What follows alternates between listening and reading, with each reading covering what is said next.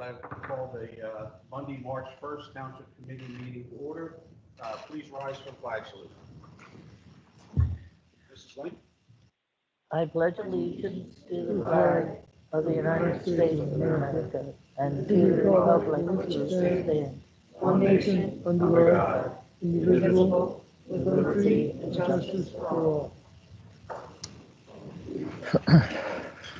Adequate notice of this meeting has been provided pursuant to the New Jersey Open Public Meetings Law by posting a notice of this meeting on the bulletin board in the municipal building and by publication in the Press of Atlantic City and the Star Ledger on January the 11th, 2021. Adequate notice of in-person attendance and live streaming with call-in capability was provided by publication in the Press of Atlantic City and the Star Ledger on December the 16th, 2020. Mr. Gishard? Present. Mrs. Link? Here. Mr. Patali? Here. Mayor Kane? Here. If we could just take a moment of silence for private reflection, please.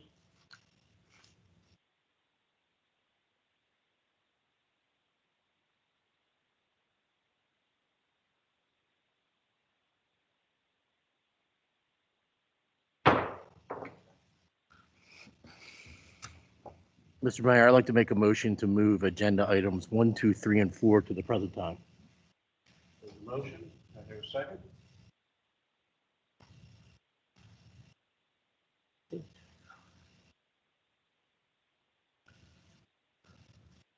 motion was to move 1, 2, 3, and 4 ahead of the presentation. It's okay. Second. Thank you. There's a motion and a second. All in favor? Aye.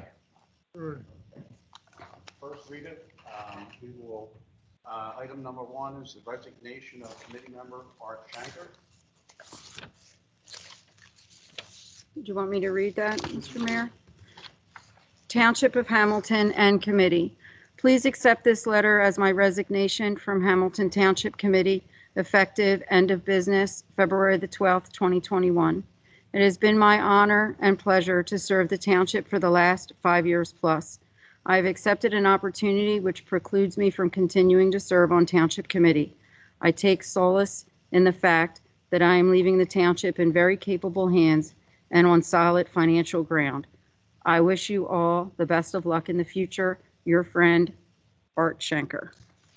I like to just take a moment to thank former Mayor Shanker for his contribution and service to the residents of our great township over the last 5 years. Art has handed the township to myself as deputy mayor and this committee in better shape than when he was here. I don't think that we can ask any more of an elected official. Art helped pioneer rehabilitation and redevelopment in Hamilton, and we are looking forward to enhancing and taking that vision to new heights. Hamilton is open for business. Art made that perfectly clear. And I know I speak for this committee and employees of Town Hall and wishing him and his family all the best in his return to the private sector. Yeah, Absolutely.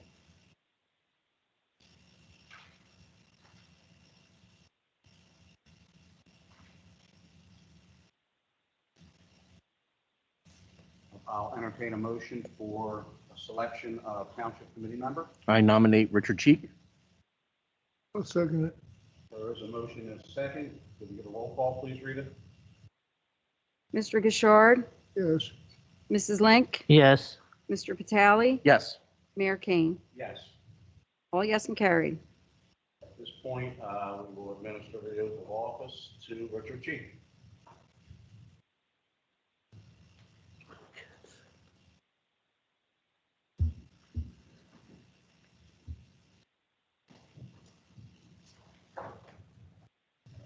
And I believe our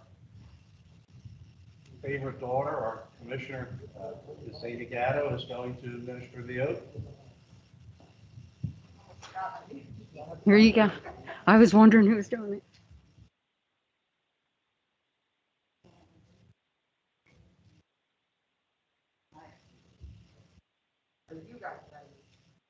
Right hand on the Bible. All right, Rick, you please raise your right hand and repeat. Do solemnly swear that I will support the Constitution United States and the Constitution of the State of New Jersey,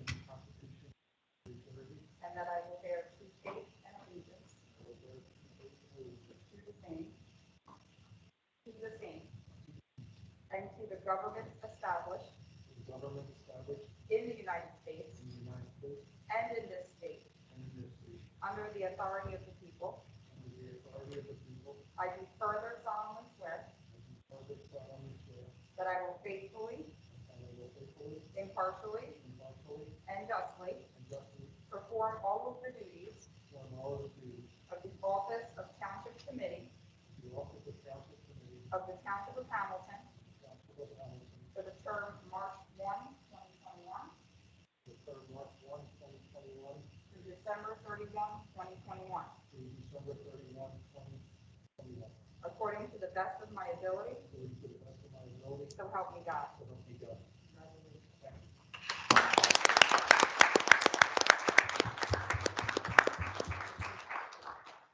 This one.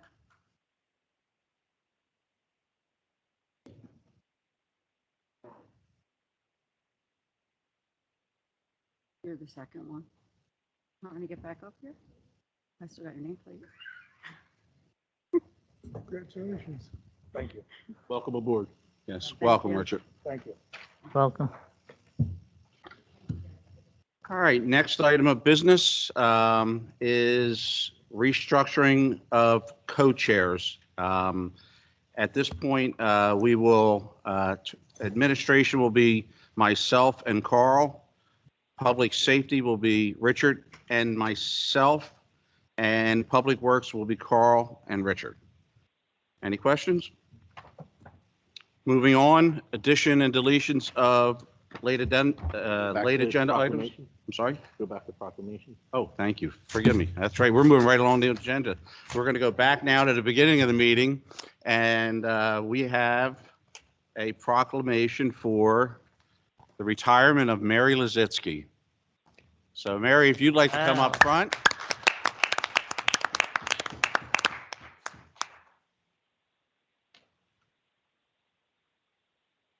Yeah,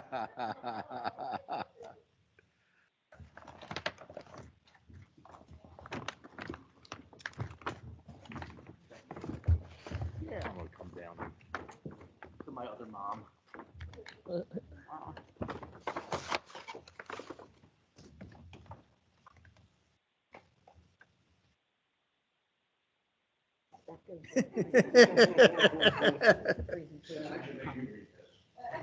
That goes with the presentation. Yeah. Some of you may not know that I've known Mary pretty much my entire life. I spent a lot of years at the Lazitsky house when I was a young guy. And then I spent a lot of years working together here in town hall, in the planning process and township committee, and always had a special place in my heart for her. Two of our co-love, and she's a wonderful person. This proclamation says, whereas Mary Lazitsky began her career with the Township of Hamilton on March 18, 1991, and has honorably and faithfully served the township in many capacities for the past 30 years. And whereas Mary was hired as administrative assistant to the township administrator, serving 4 administrators and 10 mayors, before transferring to community development in 2004, where she assisted the planning board administrator and became the planning board secretary in 2014. Whereas Mary has been a resident of the township since childhood and raised her family here, and she has a reputation among her co-workers as an encyclopedia of Hamilton Township history. And whereas after all her success and hard work, Mary Lazitsky has decided to retire from the township to enjoy a well-earned retirement that will be marked by more time spent with family and friends. And now therefore be it proclaimed that we, the Township Committee of the Township of Hamilton, County of Atlantic, State of New Jersey, on this day, March 1st, 2021, recognize Mary Lazitsky. In honor of her devotion to the residents of the Township of Hamilton, we take this opportunity to express our heartfelt appreciation for a job very well done, and we hereby offer to Mary our congratulations on her upcoming retirement and best wishes to her for her happiness, and good health years to come.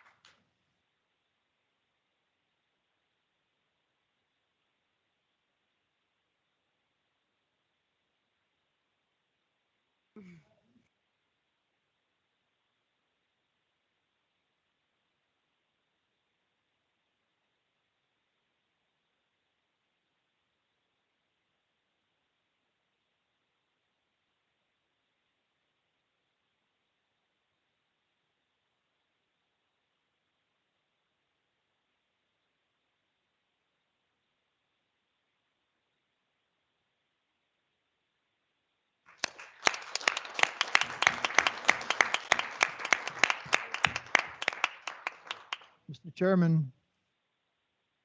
Chairman, might I make a few insights into this lady walking back here?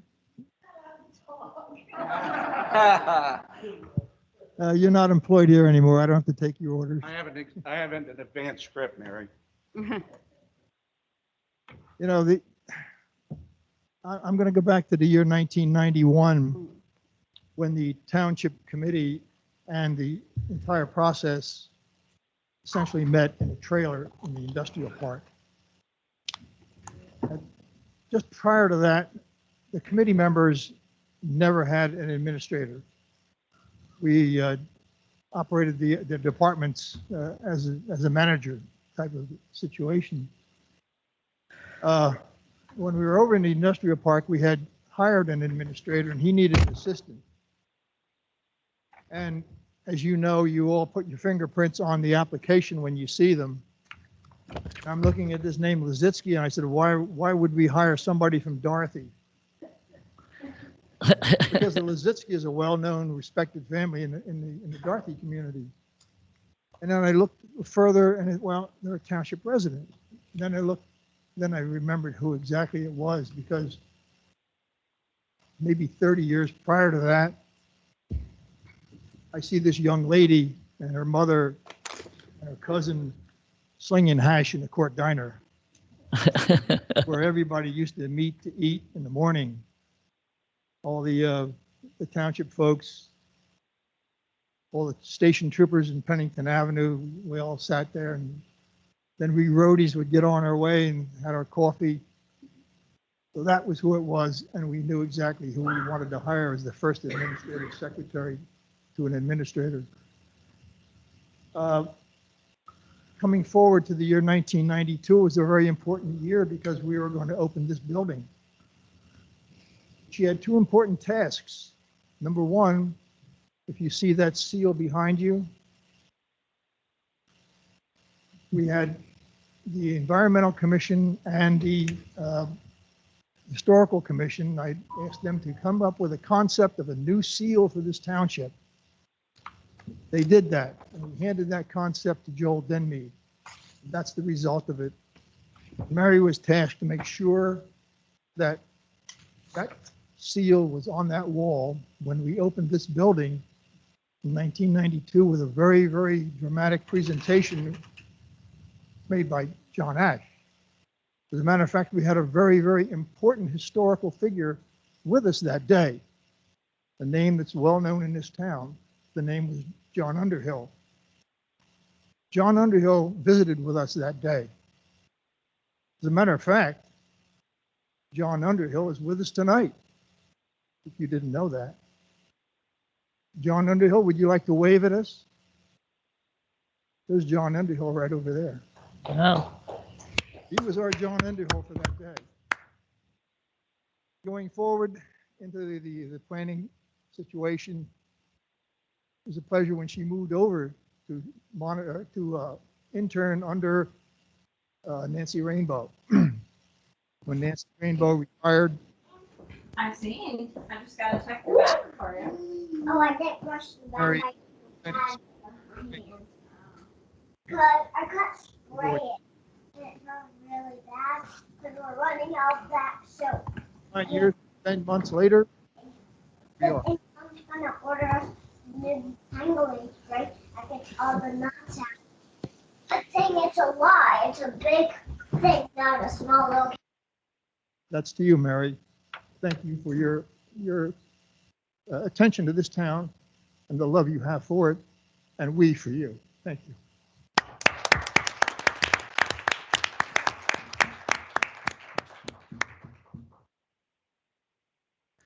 Very nice, Jack. Very nice.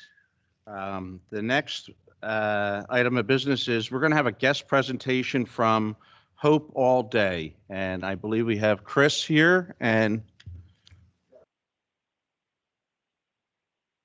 Sherry. Thank you.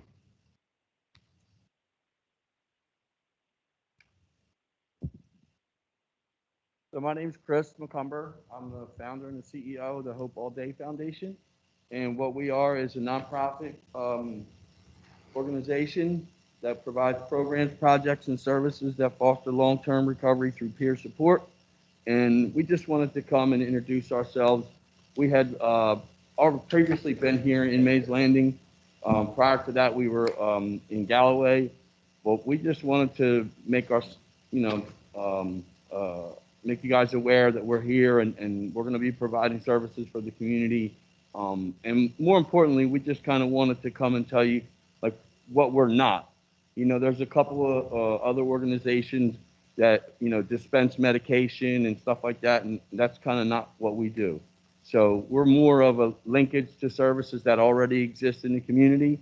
And we gave some handouts for everybody, for the committee to look at. But I'm really here just for any questions or concerns that anybody might have. Well, I mean, Chris, Carl and I, the deputy mayor and I had the opportunity along with Commissioner Gatto to visit you at what is going to be your new facility and go over exactly what you're looking to accomplish and what you've been able to accomplish over many, many years. I have to say, I left that meeting very fulfilled, very content, and understanding exactly what you're trying to do and accomplishing on a daily basis. And this is something, unfortunately, we all see the need for this. And you're bringing together individuals that want to help one another and want help. And just to be clear, and I think Chris made it clear, this is not any type of a distribution center. This is a center where individuals will go, they will meet, support each other as peers, and correct me if I'm wrong in any of this, Right. and will be able to help get that leg up, help maybe write a resume, help get the connections back into the community so that they can continue to lead a sober life and not fall back into the cycle. So, I had spoken with our chief and asked about your presence in town prior to the great work you did, one unnoticed by our police department because we didn't need to go out there and handle anything. And that's a positive thing. And, unfortunately, a lot of these things are always not in my backyard. I think you're doing great work. I really do. I'm proud of you. I'm proud of what you're accomplishing and what you want to accomplish here. So I appreciate you coming in and answering any questions. And if there are any questions from the public, please do. Lisa, do we have anyone on the line that may have questions for Chris? If anyone would like to ask questions specifically to Chris for the Hope All Day presentation that he just made, would you please unmute yourself or raise your hand and ask your question?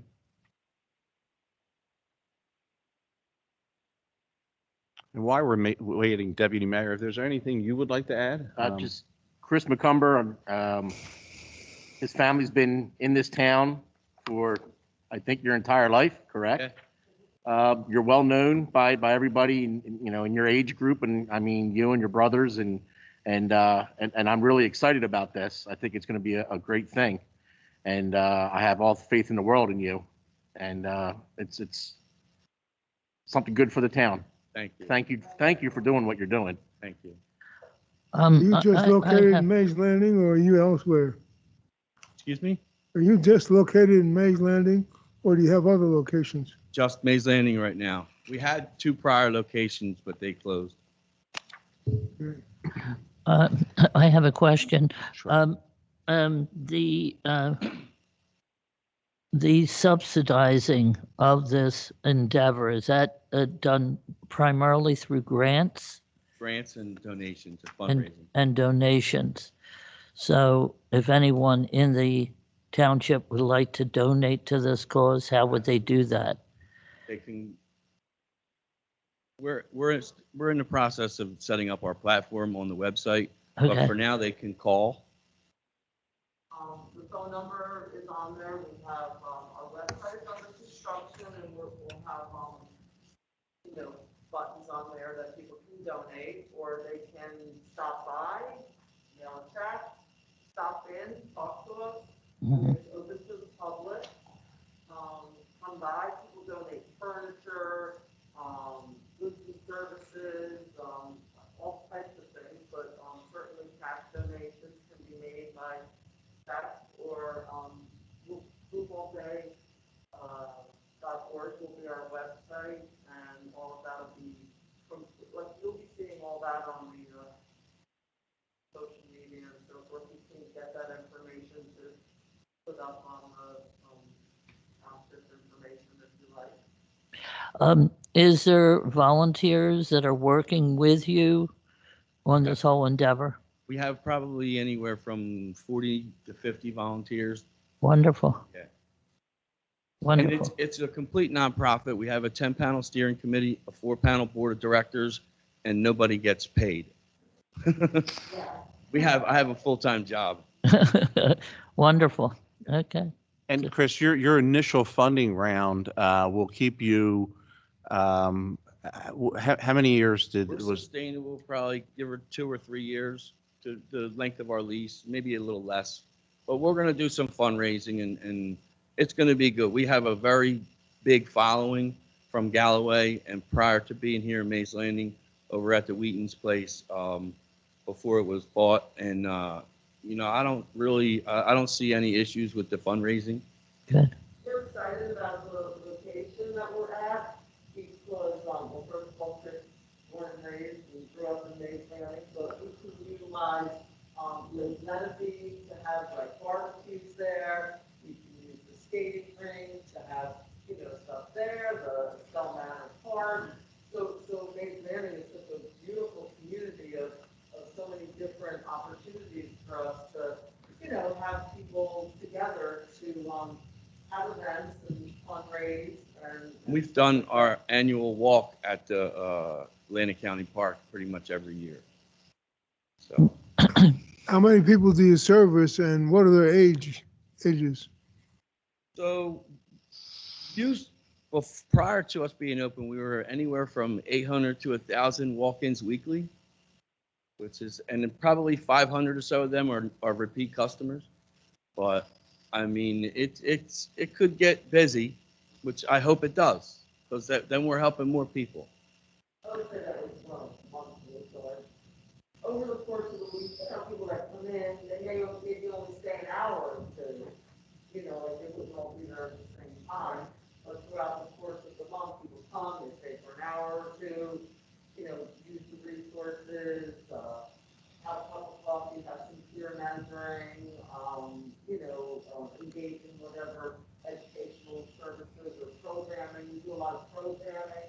We're going to do peer support. We're going to do family support and unfortunately grief support for families who've lost children or family members, to substance abuse. So they might only come for an hour or two at a time. Some people might stay a little bit longer, but people come and go. That sounds Commissioner, you have any- wonderful. I mean, we don't have children, like young children. Like, 19, 20-year-olds, so, hey, I'm 60, so, however old, Commissioner, do you have anything you want to add? Yes, I could, Mayor. Thank you so much. Do I need to get a microphone or am I? Rita? Oh, I won't be able to pick you her need up. to go to the microphone. Yes. Can you talk? Hello? So first of all, Chris isn't giving himself enough credit for the amount of work that he has done. He has been working on this relentlessly for some time now, and I've been working with him to help, and we've been able to secure some grant funding through the county for him and the programming, which is why we're happy that it will be sustainable for several years as he gets started here. And of course, we'll continue to keep working on continuing that grant funding because there is more and more coming down from the state and federal governments with regard to peer-to-peer support because of the level of success that has been proven in that kind of care. So Chris has worked relentlessly to obtain that funding. And then we worked on finding a location, and we went all over the place trying to find somewhere. And I'm really happy with the location that he's at. In addition to the services that were mentioned, and Chris, maybe you can do a rundown of the organizations that will also be housed in there, because there are many that do a lot of really great work. Angels in Motion, I think, is one of them. Maybe you can run down that list. So there will be a number of different volunteer organizations that are in there. And I think an extended benefit of the programming that Chris and the team is offering to the people who need those services is that it is going to bring quite a large amount of potentially new people to the downtown area of Mays Landing, who I believe will frequent the businesses that are surrounding that location, from the plaza with the small businesses in there to over to Main Street. I think we'll be seeing a lot of extended benefit from the organization coming to town, which I think is a really great thing. And I think working together, we'll see that activity spur activity. I think, Mayor, you say that all the time, right? Activity breeds activity. Absolutely. So I think there's going to be just so much extra benefit, but Chris really just isn't giving himself or his organization the amount of work these people have done to bring this together, the right services. You have the partnership with the Sheriff's Department as well, and the Hope One vehicle. So there's just so much that they're going to be offering. And again, I think it's only going to be really, really positive. And I certainly am here to support them all the way. And, I really would encourage everybody to stop in and learn about what they're about and get to meet all of these wonderful volunteers because it really is a labor of love and passion that they have that they're going to be bringing to our town, which, again, I'm just really excited about. So do you want to mention some of those other organizations? Yeah. So Angels in Motion is one of them, and they work with a lot of the homeless in Atlantic City, but they prepare blessing bags and meals, and then they bring them out to the communities in Atlantic City. Andy's Glow Foundation does a grief and loss support group, which is one of the things that was written into our grant, that we provide services for people that have lost somebody to an overdose. And unfortunately, we have a lot of grandparents becoming parents again because of this. So we're going to have a grandparents educational program where they could come and get the support they need in their 60s, becoming parents again. And some of the services that we offer there, we're really working with Rod from Ideal Development in the mall. He has the virtual gaming stuff, but he also has a lot of workforce development stuff. He's partnered with a couple energy companies that will actually hire people. So when people do come out of treatment, treatment is education and information. One of the things that I've come to notice over the 19 years, 10 months, and 1 day that I've been in long-term recovery is that we know a lot about addiction, but we know very little about long-term recovery. So we need to continue to educate the community that people are in long-term recovery and they may be sitting right next to you at your job. So education about recovery is just as important as education about addiction. So we have a bunch of other organizations that are going to give us a hand. It's about education, prevention, like we have Atlantic prevention resources so they don't have offices at our facility, but they're grassroots organizations that we work with. So they might come at a certain time and do a certain education program or seminar, tobacco cessation, relapse prevention. So, we're about recovery, and I know Chris and the mayor and everyone had some questions about. So we don't do treatment. We help people. What's so important and what Chris really pioneered and what his dream really was and why I was so moved to help him was that after people go and do all of that and they get into recovery, so many people go back and unfortunately die, we're losing all these kids and people. So what we're about is support and community and resources to support people to stay in recovery, Well- to create long-term recovery, to be productive members of society. I certainly invite individuals to reach out to you if you have questions. Trust me when I tell you, they're very accessible. They're here to answer questions. And I just want to be clear once again, these are not individuals that are required to go to your facility. These are not individuals that are part of a program that are required as part of something these are individuals that want to be part of a sober group, recovery, remain in recovery, and become productive members of society and integrate back into it. And I think that's a wonderful thing. So I'm very, very proud of what you do. Mr. Mayor, can you hear me? Yes, please, go ahead. My name is Bob Sandman. I'm a frequent flyer to your meetings. Unfortunately, I cannot be there this evening. But on behalf of myself and my partner Amy and my law firm, we wish to make a $500 donation to this cause.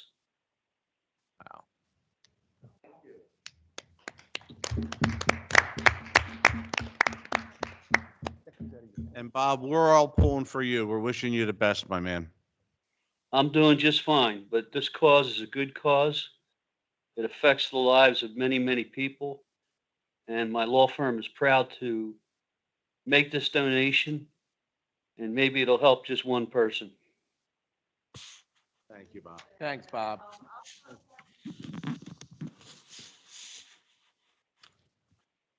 Is there anyone else in the public that would like to speak on Hope All Day? If so, please unmute yourself.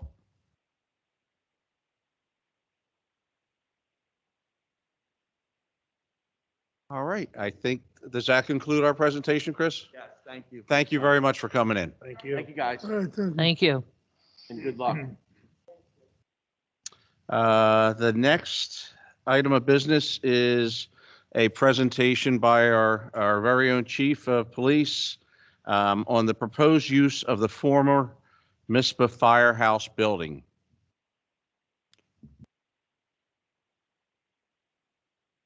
I feel like a rock star. I'm going to bring this down. So first off, I want to thank Mayor Kane and the committee for allowing me to speak to you guys tonight and give you an update on what's going on in MISBA. So first and foremost, the criminal and the administrative investigation is still ongoing, but the committee realizes the need to get back to some normalcy up in MISBA. So let us begin. I'm doing this right. Nope, hold on. All right, so we've had many conversations about what we could do up in MISBA to give more access to the residents up there. So bear with me. All right.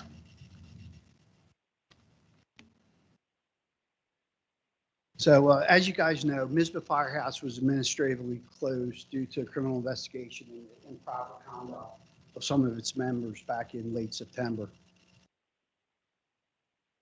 The township coordinated efforts with Mays Landing Volunteer Fire Department and Richland Volunteer Fire Department to provide fire coverage to Missouri area until they have to use the fire department and society.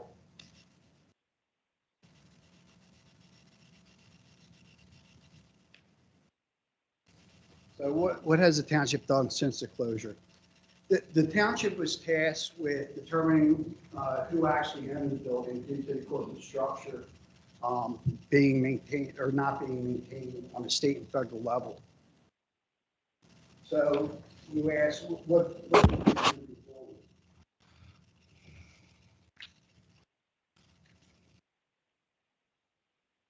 legal efforts are now underway to have the property become part of a much larger concept for the neighborhood. Remember, every cloud has a silver lining. So what this did was that the outcome of what occurred up in Mizpah made us look and think of how could we better serve the Mizpah community and think out of the box a little bit. So I'm very excited about this. The proposal. The Township Committee has conceptualized the use of the facility to enhance the services to the Mizpah community. This concept will not only enhance the services in the community, but it will also provide efficiency to fire, police, and public works. If the Township of Hamilton acquires a building and property, it proposes to do the following. Create a public safety annex to include fire, police, and public works. How does this benefit the Mizpah community? First, it maintains the fire coverage for the Mizpah area with Mays Landing Volunteer Fire Department enhanced by placing fire equipment in the building, allowing for initial response from the present location of the Mizpah Firehouse. This provides volunteer firefighters who reside in Mizpah the opportunity to respond directly to the fire substation while maintaining proper oversight of the operations of the Mays Landing Volunteer Fire Department.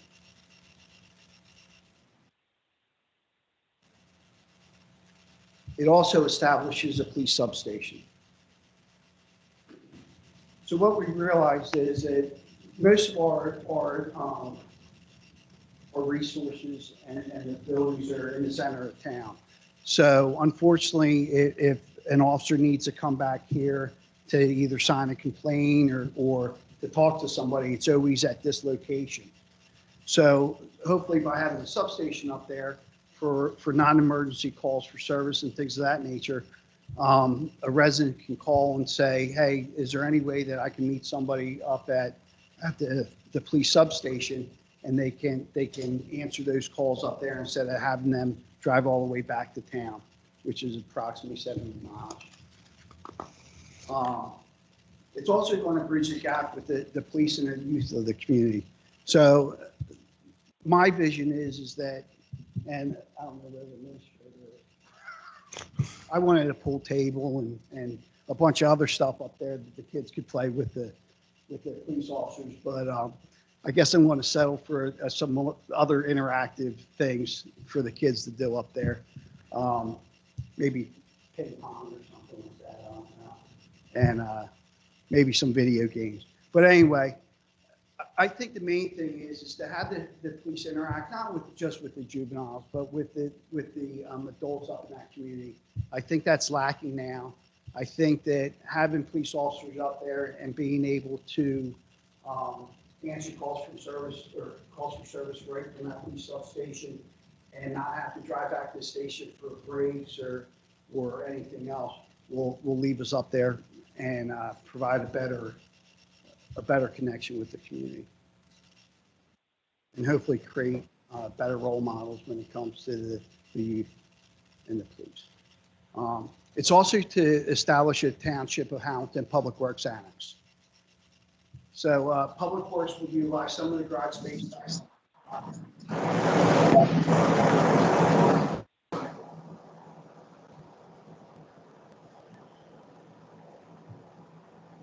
As it stands right now, we'll use, the snowstorms.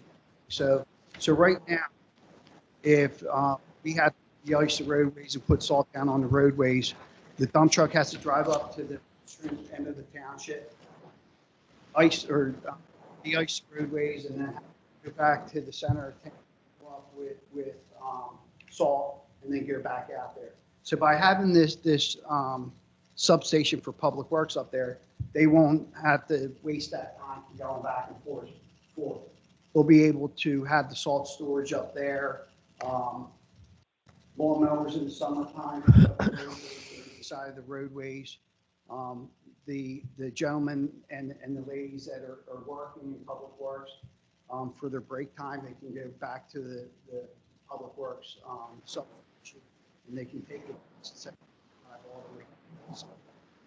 So, and it's also going to create safer roadways.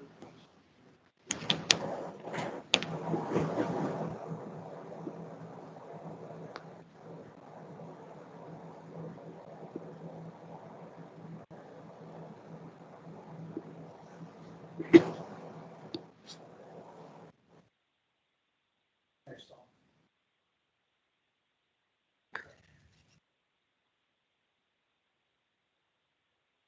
Okay, and it also maintains the voting polls in the area for the Mizpah community.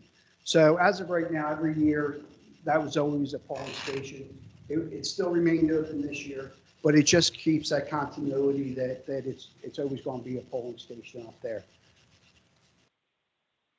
which ensures the community's participation and exercising the right to vote.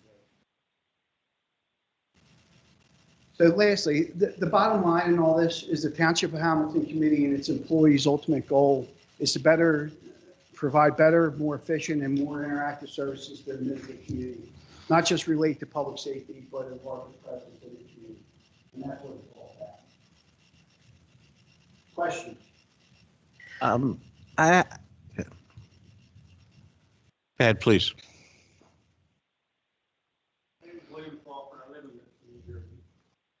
I'd like to know how the township can take it upon themselves to designate what's going to happen with the Mizpah Fire Company as far as the property when they don't own it. It's owned by the charter. Okay? And I have a letter in my hand from the township administrator saying that he's going to cease and desist on December 31st, 2020, as far as the township leasing or renting the property, and it will be turned back over to the charter member. Okay. It hasn't happened yet. Now, my thing is, if you're not going to pay the bills there, gas and electric, we've had storms, nobody knows what's going on inside of there as far as if there's any broken pipes or anything like that, which, since you didn't turn the building over, you know, that would come back to the township as far as liability, I assume. The other thing is, since you don't own the property, how do you padlock it? The prosecutor has already said he did not close the fire company. The township has accepted responsibility for closing the fire department. Now it's on the agenda, you're going to sell these fire trucks, which they're public property. I haven't seen any advertisement in the papers going out for higher bid. Well, several things to your point. One, I can't imagine that you can look at a presentation like this and not think that it would be an enhancement for that entire community. Said I can't understand how you can take it upon yourself, claim basically eminent domain.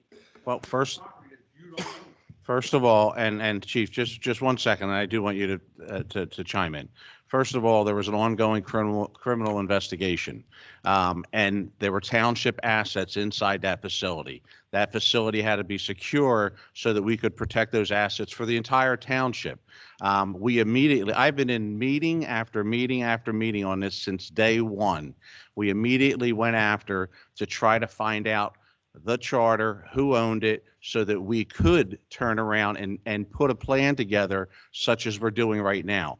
And I can't see how anyone, including yourself, could stand up here and criticize the great work that this chief has done, this township committee has done to take something in Mizpah and turn it into what we're about to do. We're very close to finalizing the Fire company. I'm sorry? And listen, just because you got a couple of bad apples, supposedly, Because there hasn't been a conviction, hasn't even gone to court yet. That has nothing to do with, Evidently, in this township, you're guilty till proven innocent. that's the prosecutor's office. It's not Hamilton Township. At the end of the day, we had to go in and secure our assets to protect the entire township. Assets, Yes. you for property from the fire department under stress of you're not, you don't, the fire company didn't have a receipt for it. So That you is- took That is township-owned property. That's what we have a took. receipt for it. It was paid by township taxpayers. You don't know that. We had fundraisers, we had coin drops. Okay, we have donations. I can tell you right now, Harris donated the ice machine down for public works. Again, we started on a plan as soon as this happened, and this is where this plan has evolved to. The plan was to undermine the business. I disagree with you 100%. I'm insulted by your comments. You say how it's going to be protected by these other companies. There's a house 2,000 feet from the firehouse, burnt to the ground. We've already hashed that out in public. That has been. The other day, they lost a car fire. I think the chief, I think the public safety, I think Richland have done a fantastic job of protecting MISPA. And we are showing you here this evening that no community in this township is going unnoticed, and especially MISPA. And I'm very proud of the work that's been done, and I'm very proud to see that not only are we going to take something that was just a fire company, but we are going to make it something special for the residents of MISPA. Okay, I'm very disappointed in the actions that are being. I've got something to say when my turn's up. I was the president of the fire company, Okay. and they had a problem years ago with a former chief. Everybody in here knows it. Okay? Township called me down to the administrator's office and they want you to take over all the finances. He can't buy bubble gum without you saying so. Why couldn't you just take the members that were allegedly at fault, remove them from their positions, let the fire company go along? It's a lot deeper than that. 2,800. Yeah. Okay, which is the membership. Greg, can you speak to any of those accusations? Because I know assistant chief at the fire company, I mean, they require certain certifications. Yeah. So if there's nobody else there that has those certifications, the fire company can't go on. They didn't, no. They had. Correct me if I'm wrong, chief. There was other people there that had those certifications. You need a lot more to be the chief. I Right. understand that. And I'll be honest with you. Nothing's get hacked. Exactly. So, Mr. Crawford, your comments have been made well known. I can appreciate what you're saying. Okay, but let me just finish one thing, okay? In the incident where I'm referring to where I was made in charge of the finance, chief and assistant chief maintained fire ground. Okay, they still did their fire. They didn't have any administrative duties. They couldn't, like I said, couldn't buy bubble gum, okay? Which is the same thing that could have been done here, and you would have had an active fire company. And if you feel that they've done wrong, then you deal with them. You don't shut down a whole community and endanger them. And I don't know if you've read some of the people online, but people are losing their homeowners and having to go through Lloyd's of London, which is 3 or 4 times their actual rate. That's incorrect, sir. That's it. And Mr. Crawford, I'm gonna limit your comments at this point. We have taken it under advisement. I appreciate you coming in and making them. I think this is a positive moment. I don't want to relive history. This is a positive moment for the residents of MISPA, and we're moving forward with this plan, and it's going to be something that MISPA and the community can be extremely proud of. I do appreciate your comments. Thank you. Can anybody else say something? I have a question. How can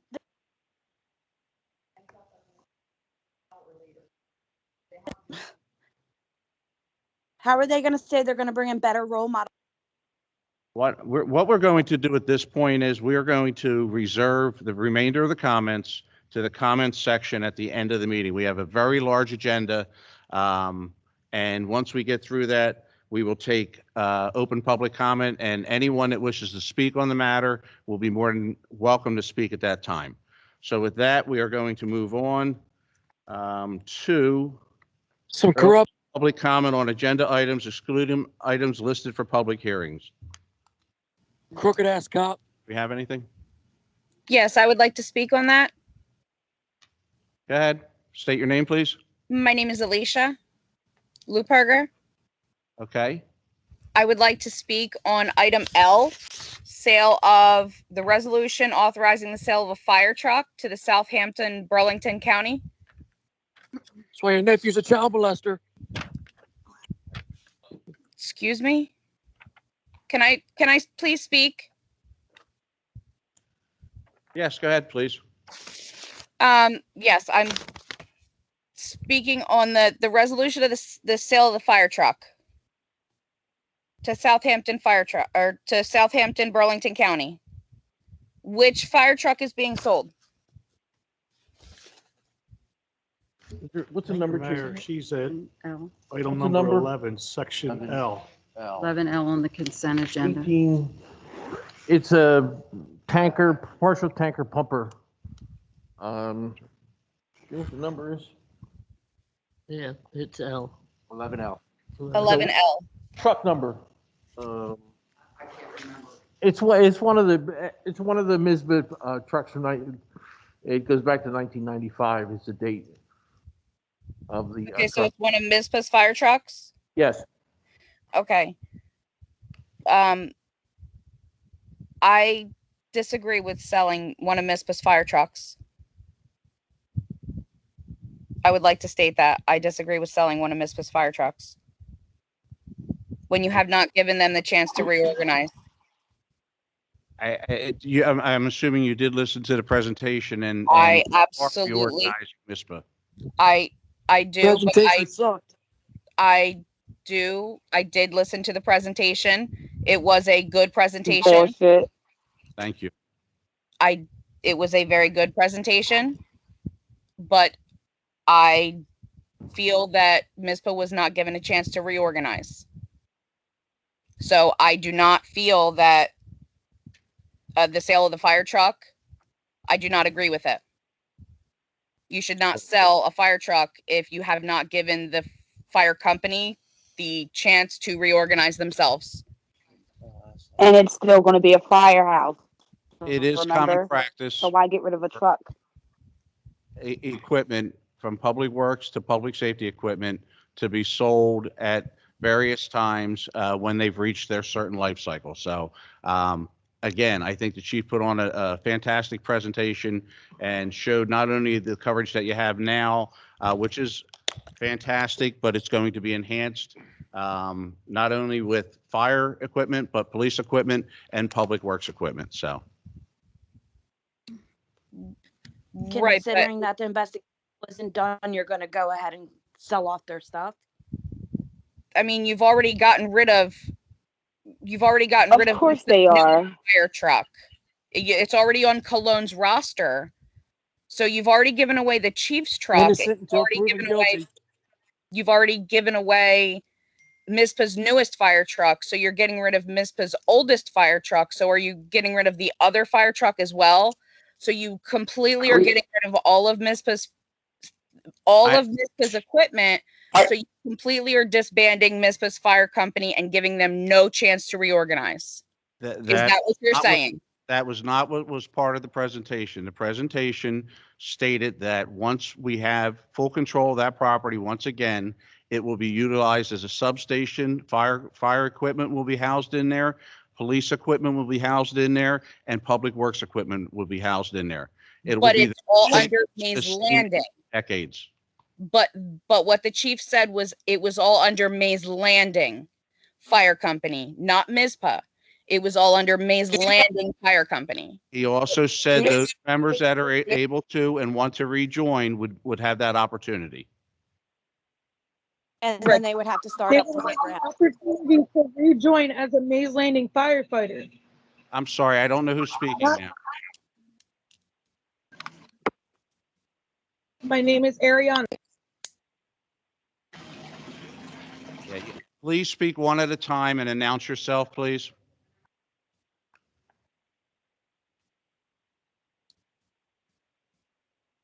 Okay, we are going to end public comment at this time and move it to the end of the agenda.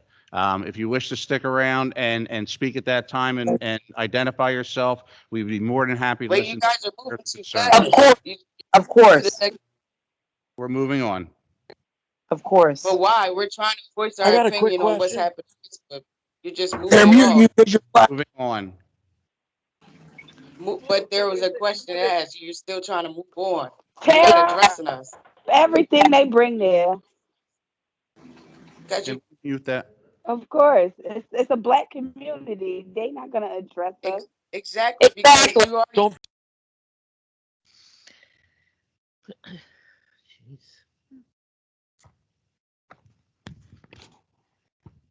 Are we ready? Okay.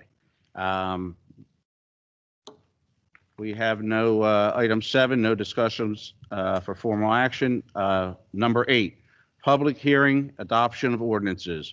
A, ordinance number 1945, 2021, an ordinance adopting an amendment to the township-wide redevelopment plan for block 113201, lot 16 in the township of Hamilton, Atlantic County.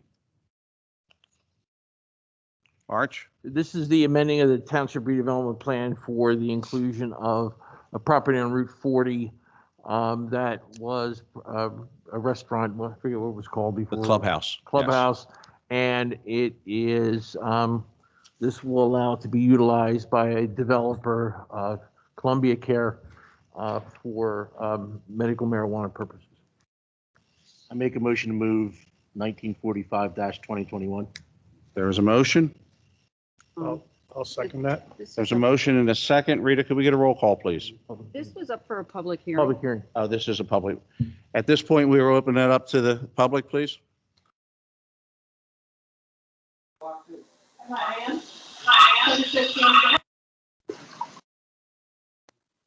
Oh.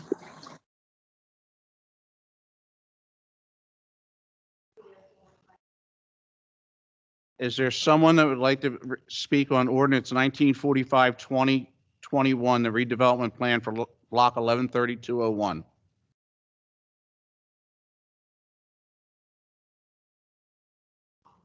Entertain a motion to close public portion, please. I'll make that motion. Second. Motion is second. All in favor, signify by. Aye. Any nays? Ayes have it. I go did ahead. express my concern on that location, but it's up to the planning You board did, to, yes. sort out the problems and that it can be traffic-wise solved. That was my main concern. It is a dangerous area. And if they can come across, or they can resolve those problems through the engineers and the state, then it's a go. I appreciate your comments. Mr. Mayor. I make a motion to move ordinance 1945-2021. Motion? I'll second. We have a motion and a second. Rita, can we get a roll call, please? Mr. Cheek, Yes. Mr. Gishard, Yes. Mrs. Link, Yes. Mr. Vitale, Yes. and Mayor King. Yes. Oh, yes, and adopted. Next, we have item 8B, ordinance 1946, 2021, an ordinance authorizing the sale of lot 16, block 493, Massachusetts Avenue, as shown on the tax map of the Township of Hamilton, and granting to the owner or owners of said real property contiguous to the same right to prior refusal to purchase such land in the Township of Hamilton. Mr. Mayor, this is a simple transaction of a contiguous property owner wishing to acquire adjoining property and putting on the tax rolls. This is a public hearing. Is there anyone in the public that would like to speak on ordinance 1946, 2021? If so, please unmute yourself or raise your hand.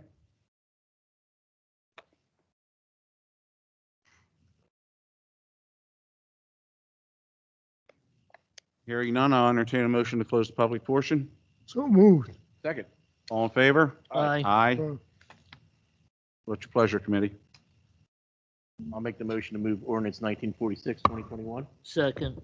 Motion and a second. Rita, roll call, please. Mr. Cheek, Yes. Mr. Gishard, Yes. Mrs. Link, Yes. Mr. Vitale, Yes. Mayor Kane. Yes. All yes and adopted.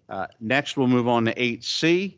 8C is ordinance 1947, 2021, an ordinance amending Exhibit A, Section 1, Article 2 of Chapter 66 of the Code of Township of Hamilton, providing for the maximum number of employees. Mr.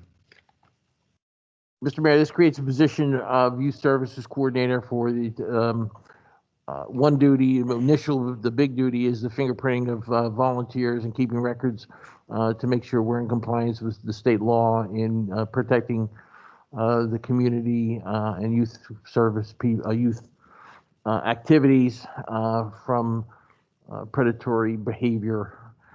Secondly, they'll be involved with the cove, hiring of people at the cove and working through the cove in the summertime to coordinate those activities. I think it's one of the basic cores of government to protect our youth, and this is a good ordinance to make that happen. This is a public hearing on ordinance 1947, 2021. If there's anyone in the public that would like to speak on it, please unmute yourself or raise your hand.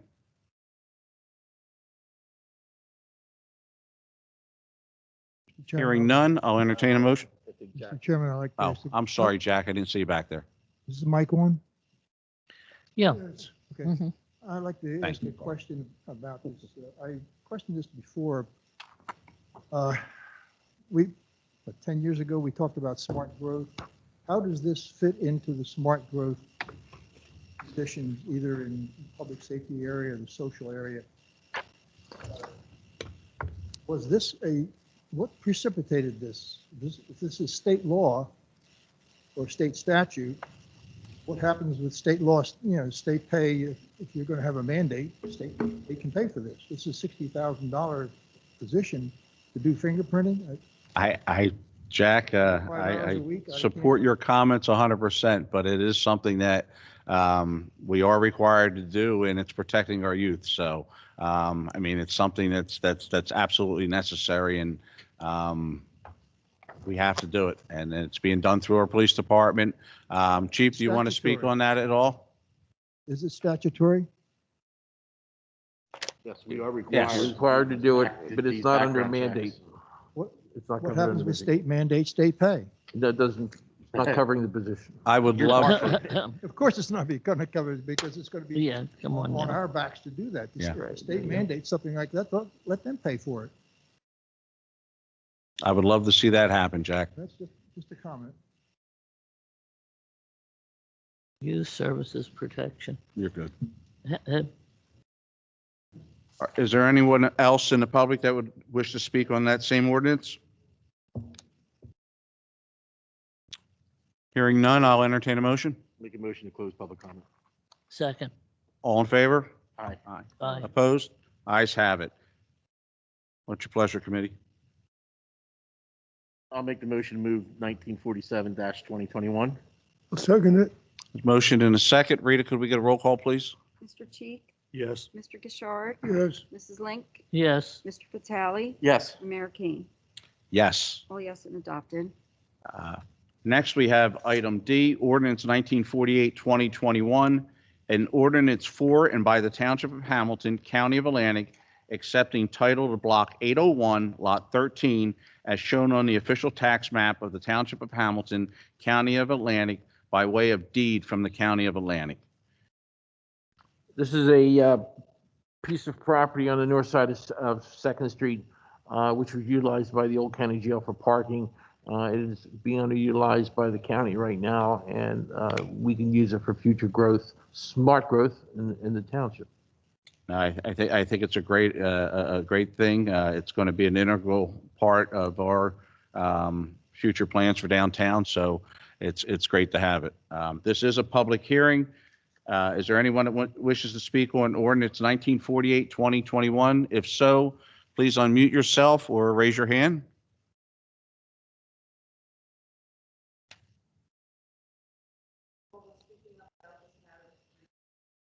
I'll entertain a motion to close. I'll motion. Second. Motion is second. All in favor, signify by saying aye. Aye. Opposed? Ayes have it.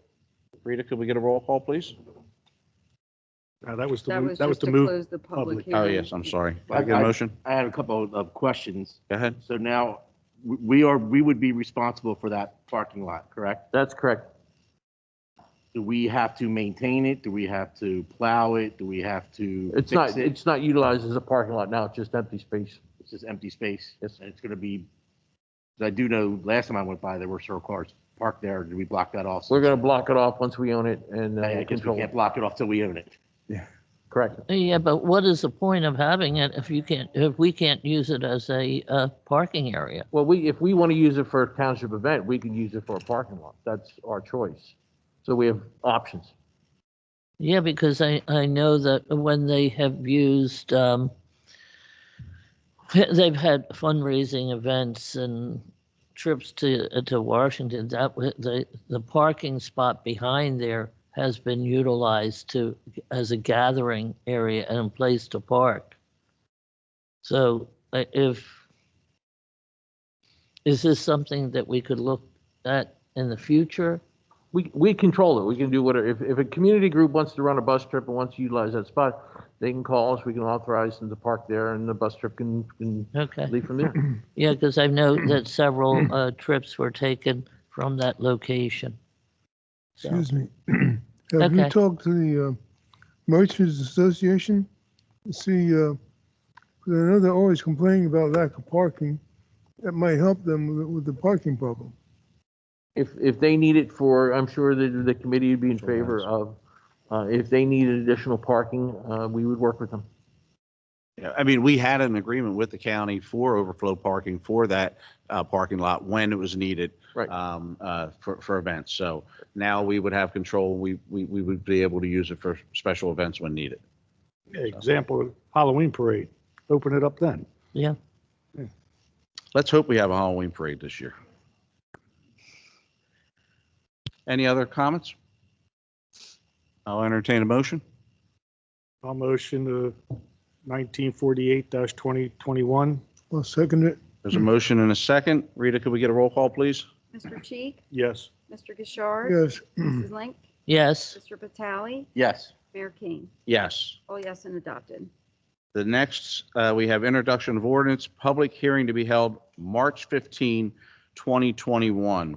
First, we have ordinance 1949, 2021, an ordinance renaming Article XXV Stormwater Management of the Land Use Development Code of the Township of Hamilton.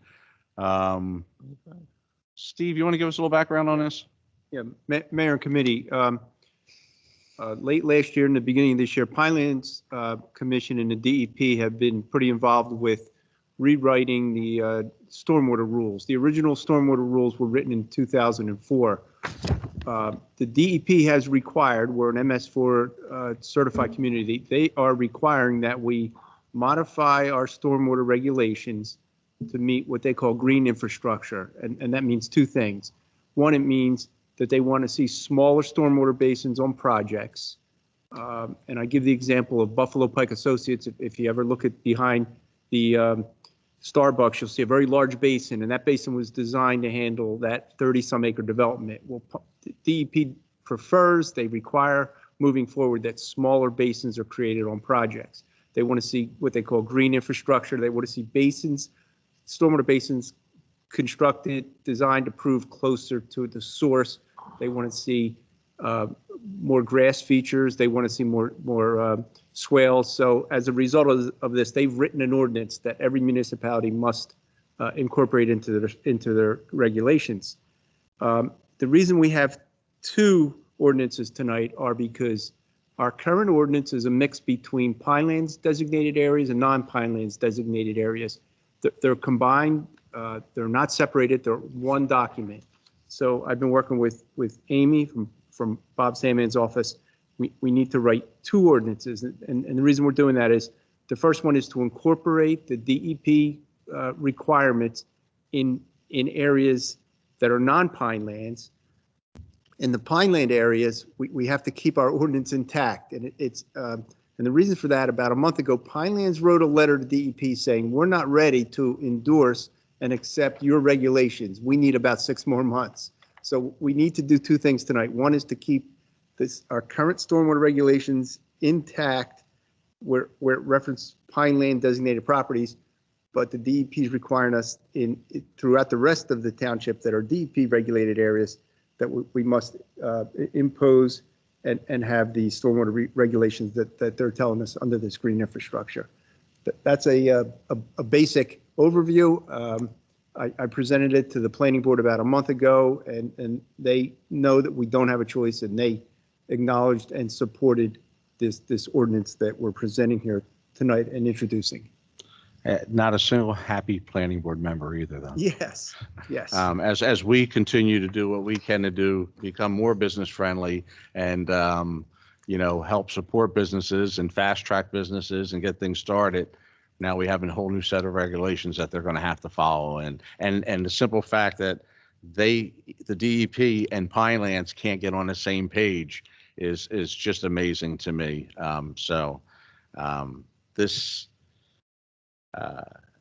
This is an ordinance with a public hearing to be held March 15th, 2021.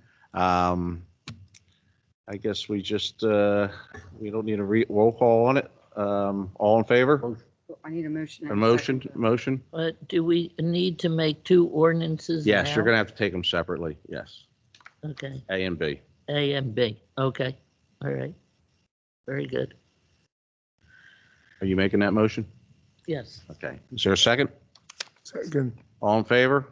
Aye. Opposed? Ayes have it. I think Steve did a good job of explaining B. Any additional questions or comments?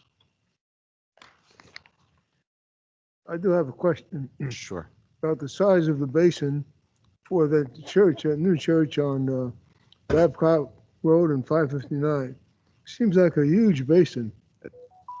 That's a very large basin. The reason that basin is so large, what you don't see there is there's a section of about 13 acres of woods that are contributing to the watershed of that project. You don't see it when you drive by, but the woods are at a higher elevation. And if we had that large rain event, 9 or 10 inches of rain in 24 hours, that basin is designed to handle that volume of water.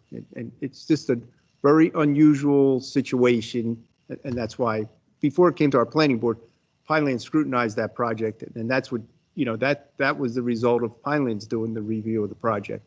That's why the basin's so large.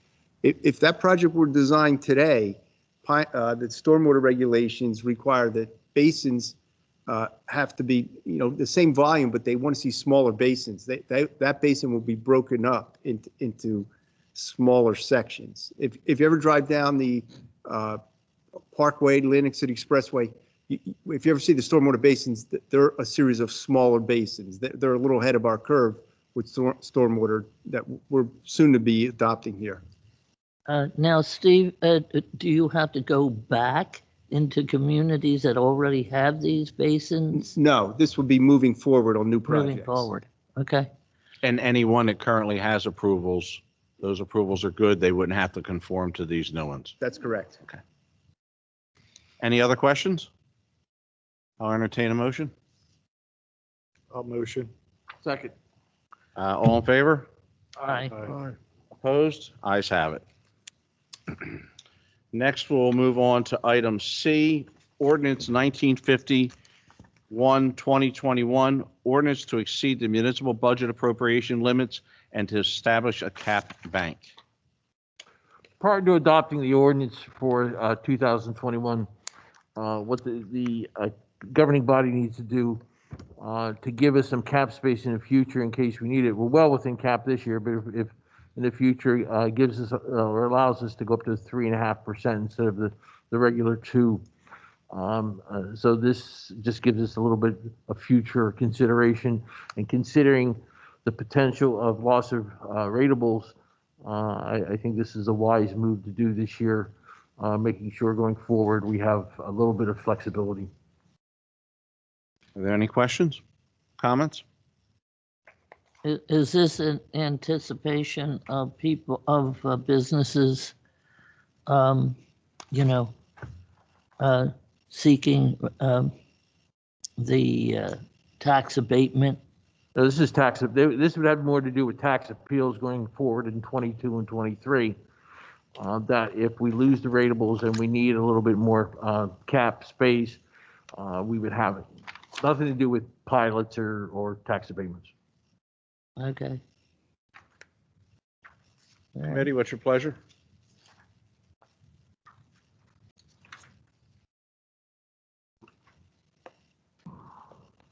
I'll make a motion to move ordinance 1951, 2021. Second. There is a motion and a second. Since this does have to deal with revenue, we're going to go ahead and do a roll call on this one. Rita, please.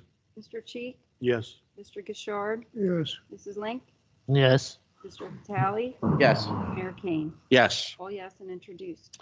Next, we'll move on to item 10, award of bids, contracts, and change orders.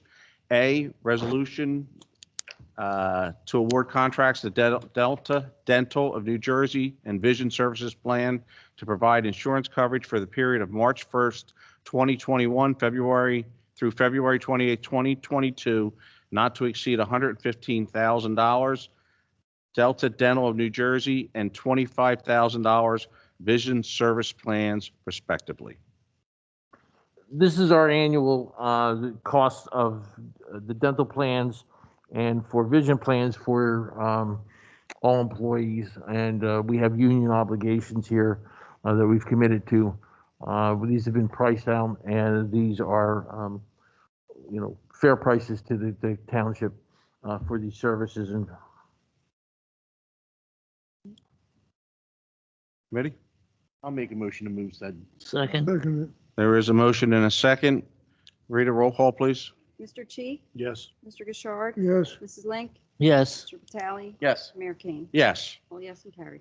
B, resolution to approve an amendment to the shared service agreement with Atlantic County Utilities Authority Solid Waste Collection Services and authorize the mayor to sign the same increase of $60,233.65. This is an amendment to the prior or the existing contract.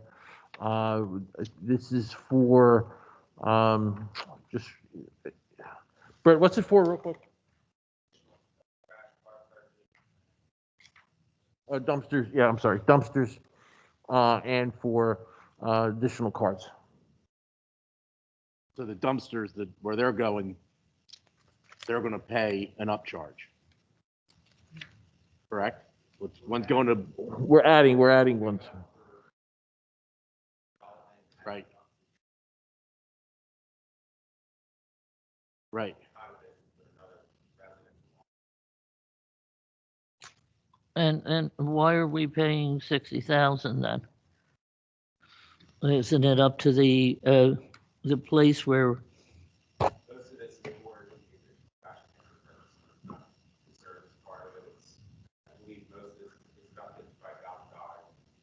Trash receptacles. Oh, okay. Any additional questions? I'll move agenda item 10B.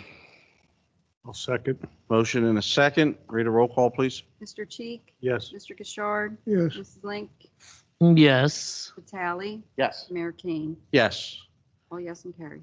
Next, we'll move on to 10C, resolution approving 2021 use of facilities agreement between the Township of Hamilton and the Township Youth Athletic Association, HYAA, and also authorizing the mayor to sign the same. We could take C, D, and E to explanations. These are for all the youth groups, Hamilton, HYA, MLA is D, and then the Hamilton Elite Football is, Elite FC is E. Yep. Anybody have any problem taking them all at once? If not, I'll entertain a motion. I'll motion we approve C, D, and E. I'll second it. All right, there is a motion and a second. Rita, roll call, please. Mr. Cheek, Yes. Mr. Gishard, Yes. Mrs. Link, Yes. Mr. Vitale, Yes. Mayor Kane. Yes. All yes and carried. All right, we have a consent agenda. Um, We're going to remove M.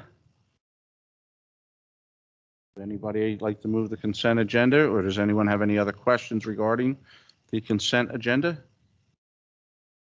If not, could I get a motion, please? Move L also. Which one? L. L? Yes. Are you making that motion? Yeah, I'll move A through K and N. There is a motion. I'm sorry, what are we motioning on? He's moving the consent agenda, items A through K. We're removing L and M for discussion, and N. I'll second it. The solicitor, I own property that is mentioned here. Should I Yes. abstain or remove myself? You should abstain. I'm sorry, I can't hear. If they're informed to discuss it, you have to remove yourself if they're not. Okay. Which letter is that? Which one? Letter C, I own part of that. So we're going to take that as a separate vote? Yeah, let's take, So he yeah. can Take that as abstain? separate, All yes. right. Okay. So let me redo it. I motion to move A, B, and then D through K and N. There is a motion. Can I get a second, please? Second it. There's a motion and a second. All in favor? Aye. Aye. Aye. Opposed? Hearing none, ayes have it. We will take C. C, we're simply removing that because Mr. Cheek has felt that owning property in there, he should not vote on this. So would anyone like to move C? Move C. We'll see. Second. There's a motion and a second. All in favor, signify by saying aye. Aye. Aye. Abstentions? I abstain. Ayes have it. 4 yes, 1 abstention, motion carries. We will now move on to L. Mr. Deputy Mayor? Pull it out here. Since there were I just pulled it out because there were some questions about it. Mm-hmm. So can we just kind of go over what brought this about? Yeah, we were contacted by this community that wanted to rent the truck because they had wrecked their, one of their pumpers. I believe it's a tanker, yes. Yeah, wanted to rent the truck. We had discussed it with Fire Chief Tilley, and who works for Public Works. And Brett, there were some numbers that kicked around that were somewhat $2,000 to $3,000 a month. They didn't know how long they would want to do it for. They then offered to purchase the truck from us. I had our people look at prior sales of fire trucks within this age group, and the prior sales were $5,000 and $10,000 that we have sold on Gov Deals. That community came back with an offer, since they had a rental costs that they didn't want to pay, of paying us $25,000 for this truck. The truck hasn't been utilized and is outdated to 95. The truck they wrecked, I think, they said it was a 95. So it gives us an extra $15,000 that we would gain from selling this truck to another community.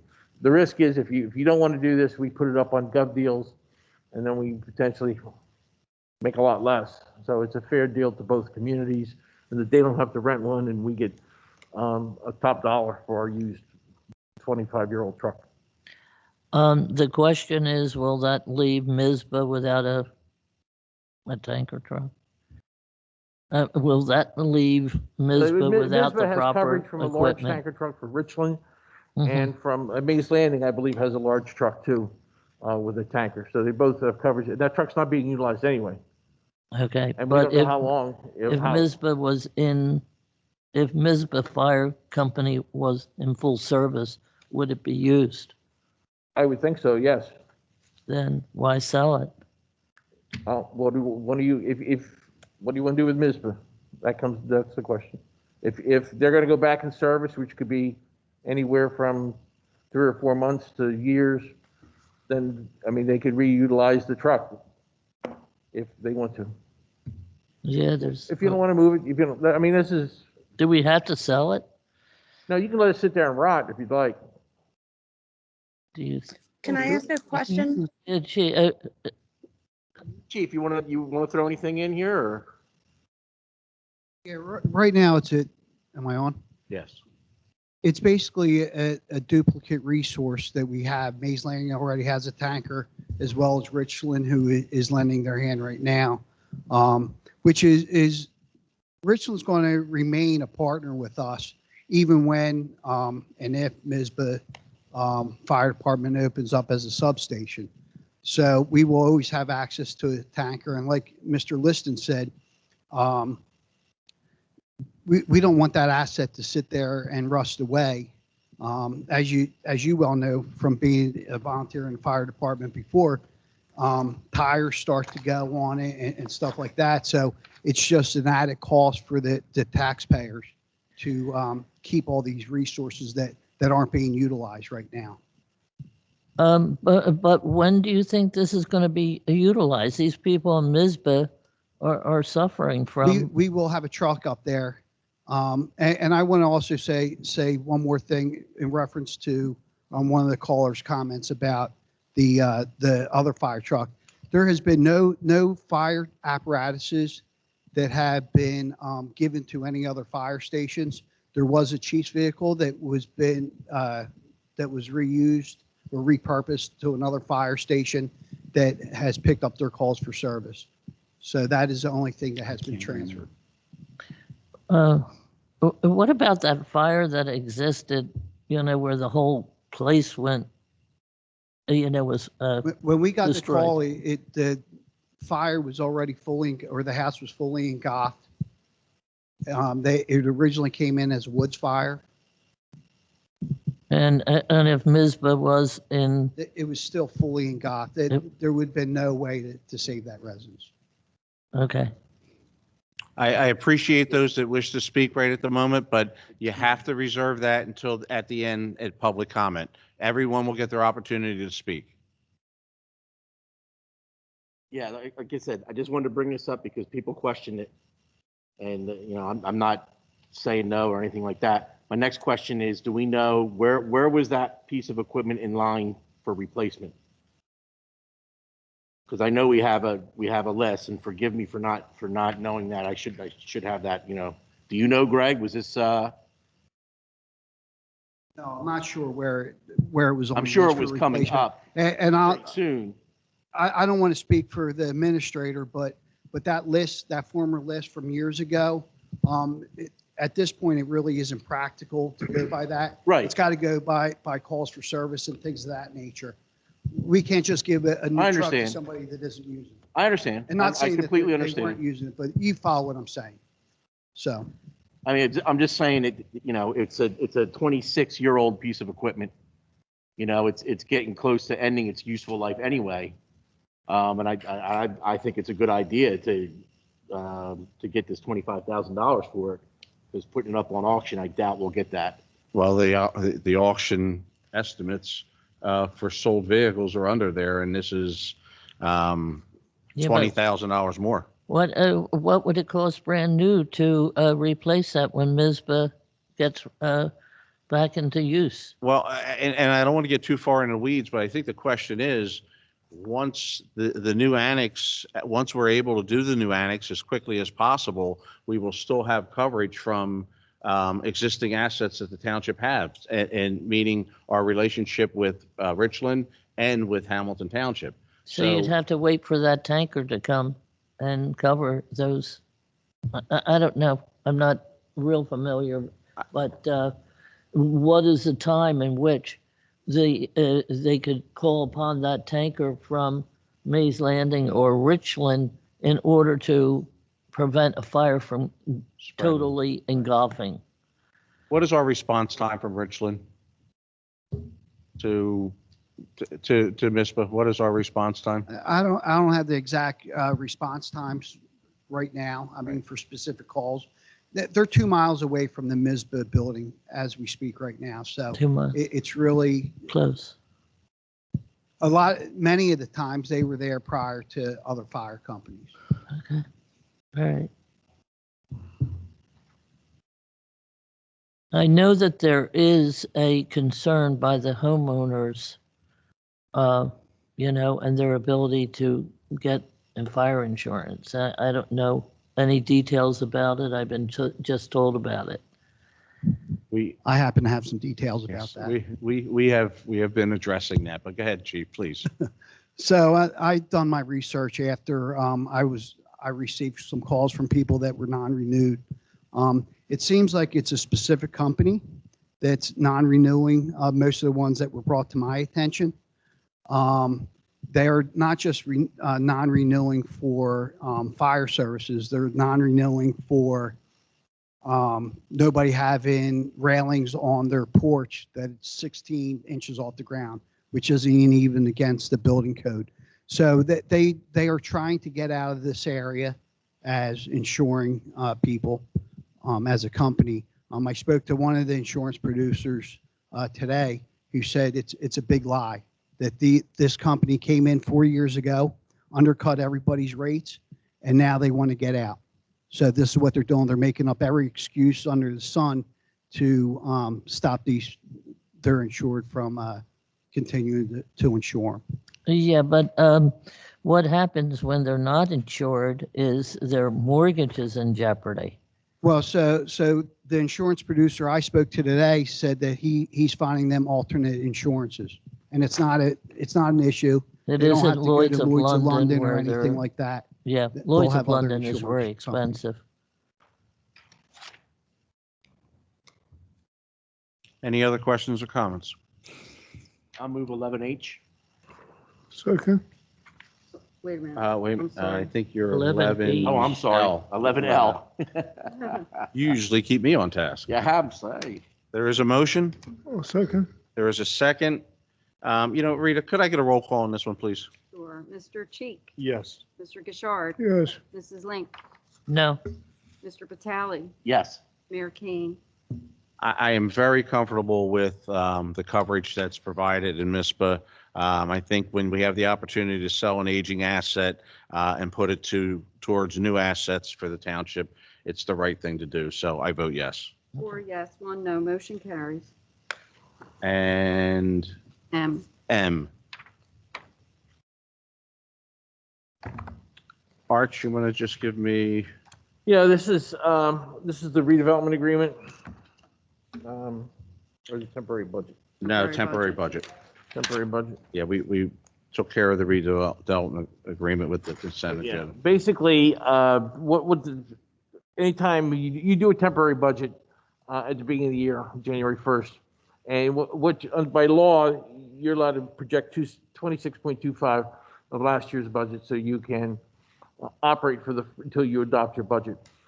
What happens is a lot of times there are under projections or there may be costs that overrun and until the budget is adopted. What you have to do is pass a temporary emergency budget like this to cover those costs, to making sure the governing body is aware that you're running above the temporary budget, and that and again, this is one of these special kind of resolution that has to be done by supermajority, so it's well worth to vote it like this.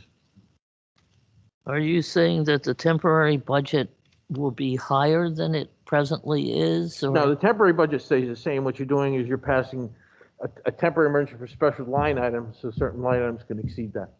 Okay, You good, Ms. yeah. Okay. Any other questions, comments? Since this does require a supermajority, I'll entertain a motion. I'll move Motion. 11M. Second, please. Okay. Okay. And could we get a roll call on this one, please? Mr. Cheek, Yes. Mr. Gishard, Yes. Mrs. Link, Yes, Mr. Batali, Yes. Mayor Kane. Yes. All yes and carried. All right, with that, we will move on to 12, which is personnel. I don't think you did N. Need N. And was, N was part of the original consent agenda. Oh, okay. Yeah, we will put it all together. Oh, okay, so then that N, okay, Yeah, we removed C, L, L, and M. Yeah. Which we took separately. okay. All right. I didn't think we did N yet. We did M, but not N. Yeah, but it was part of the original. Original link. one back there. Okay. Okay, so item 12, personnel. Motion accepting resignation of Gordon Craig as a regular member of the Hamilton Township Industrial Commission. I guess we could just do all in favor? All in favor? Well, I do need a motion though. I'll make that motion. Second. I just figured it already happened, so. Motion and a second, all in favor, signify by saying aye. Aye. I'd like to suggest that we send out a letter on behalf of the township to Mr. Craig for his time on the Industrial Commission. If we could do that, we appreciate all our volunteers. And I understand that he's going to be spending 1% more time in Florida, and that was the decision for him to resign from that board. So we appreciate all the years he spent on there. B is resolution appointing a regular member of the Hamilton Township Industrial Commission for an unexpired 5-year term to expire 12/31/21, and I will submit the name of Arch Liston. Well, our administrator. Yes. Yeah, okay. Your motion? Move that. Second. Motion and a second. Roll call, please. Mr. Cheek, Yes. Mr. Gishard. Yes. Mrs. Link, Yes. Mr. Vitale, Yes. Mayor Kane. Yes. All yes and carried. C, resolution to appoint Danielle Kelly as acting planning board secretary effective 2/8/2021 at $4,572.21 annually. I'll motion. Second. Motion is second. Roll call, please. Mr. Cheek, Yes. Mr. Gishard, Yes. Mrs. Link, Yes. Mr. Vitale, Yes. Mayor Kane. Yes. All yes and carried. Next, we'll move on to the approval of minutes, regular meeting minutes of 2/8/2021. So moved. Second. Second. All in favor? Aye. Aye. Opposed? Ayes have it. I abstain. You abstain? Yes. One abstention?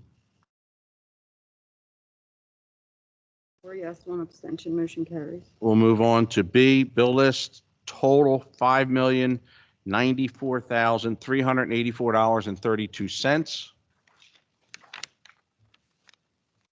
So moved. I knew you didn't want to touch that one. Second.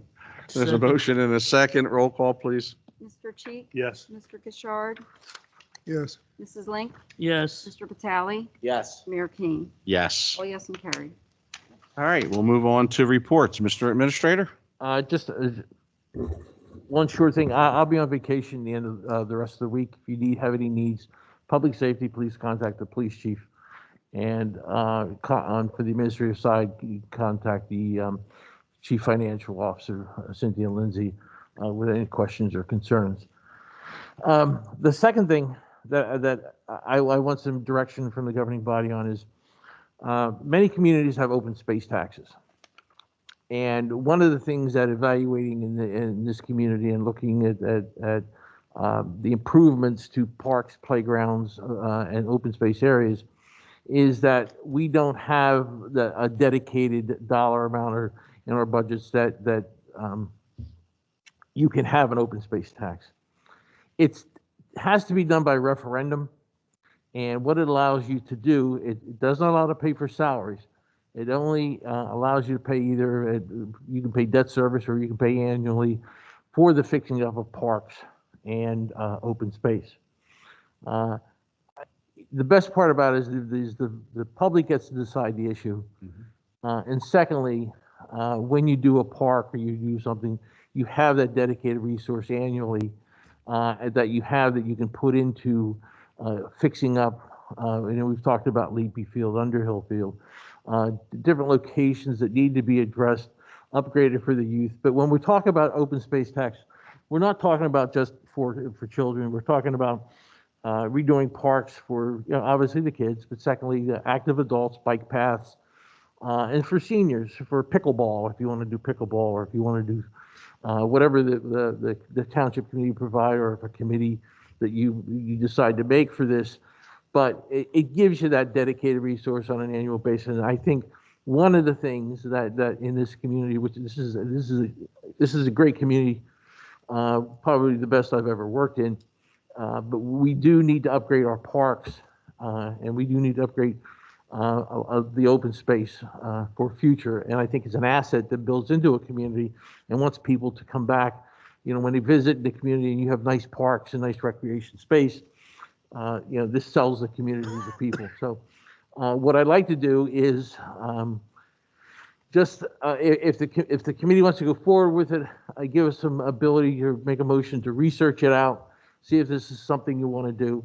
And if you don't, then, we just move on to something else. But I think a dedicated space is an asset to a community. I'll move to research the dedicated space set aside, I guess. I think it's a great idea. I do, and I think anytime, I agree with you, and I think anytime you get buy-in from the public, let them make the decision. They'll make the decision whether or not they want to see this move forward, and I think it's a great idea, and we have a motion, we have a second. Is there any other discussion? Anyone else wish to weigh in? We'll come back with a report after we, do some more homework, so we keep the committee informed. Idea. How much is it going to cost?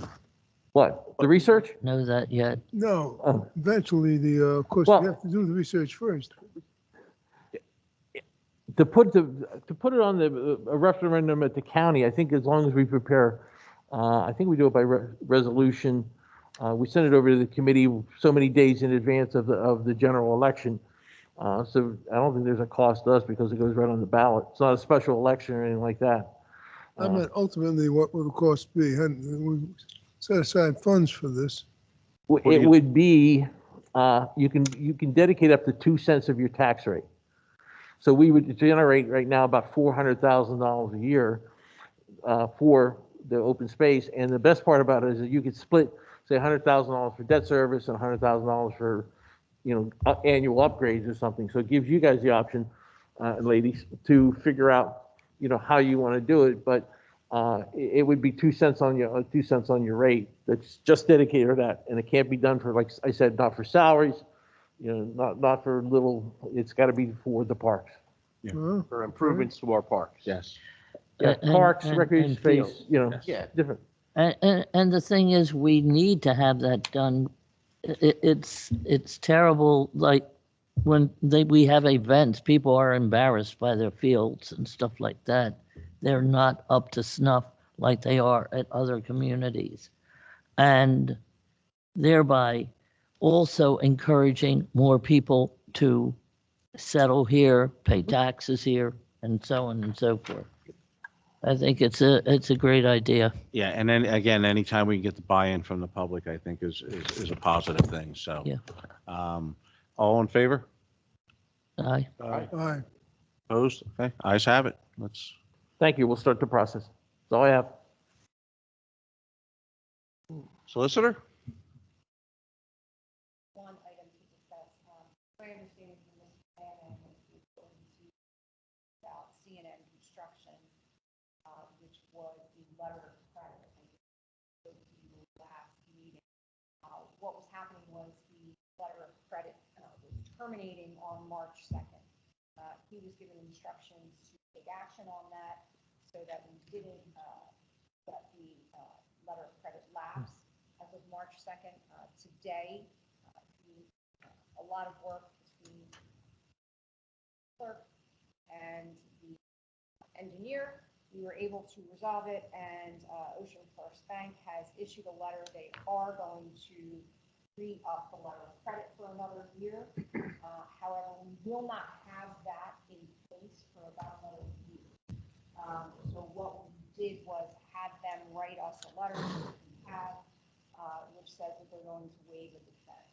So if anything were to happen, they've given us coverage that we won't have any problems. So at that point, Mr. Sandman just asked that I have the committee acknowledge that we're not going to take any action on this because, again, I believe he was told to take action. So we don't need to take action any longer as long as the committee is satisfied with the letter that we received. Okay.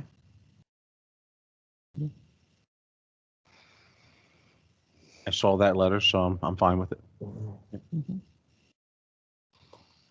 Mr. Engineer? Yeah, Mayor and Committee, I have a few items. I want to talk about Lake Lenape Dam. A week and a half ago, we received the State Historic Preservation Office conditional approval, and that's a milestone for us and for the county with this dam reconstruction. The dam is a historic structure. There's two parts to the dam. There's the main part of the dam, and there's the powerhouse. The State Historic Preservation Office, the conditional approval that they granted required a couple of things to occur with the construction of the dam and some renovation to the powerhouse. One is they're requiring that an archaeologist be present on site during construction. They're requiring that there be some public awareness of this dam, and they want to see interpretive panels placed at Lake Lenape. They want to see that there's some brownstone at the base of the dam. They want to see these stones relocated somewhere else in the community. They don't want to see them end up in a landfill. And then the fourth thing is they want to see the colors of the dam. They've considered the colors, the earth tone colors, to be of value, and they want to see those same colors utilized when the new dam gets constructed. So this was I'll say a victory, because it's a milestone. The next step with the Lake Lenape Dam is the design consultant, WSP. They now have provided an engineering estimate of the design phase, which is the next phase. When the county signs their contract, because everybody's pleased with WSP, the design of the dam could begin from moving forward at this point. So we're making some progress with the dam. Carl has been very actively involved with all the meetings and especially with the historic preservation. And we're keeping the county on task with keeping this thing moving ahead, and not that any schedule could slip. So Carl's been especially active with this project. The other items I have are Cotton Mill Bridge. For a period of 3 weeks, there was no construction because of the snow and the ice. They went back to work last week. I'm told they're still on schedule. We hope so. The next item I have is Route 322, the Center Turn Lane Festival. The mayor had asked me a couple of weeks ago at our meeting if I could look into the Center Turn Lane by Acme, if we could open that back up, and we were successful in the contractor and the DOT approving that center turn lane. The reason it was closed is we're getting some new signals, and there's a delay of the construction and manufacturing of those signalized devices, but they've elected to allow that intersection, that turn lane, to be opened up. And if the committee has any other questions, comments, or need anything else done, I think we'll continue to satisfy the residents of the town. Next item I have is Atlantic Avenue Municipal Aid. We have a pre-construction meeting set up for March 23rd.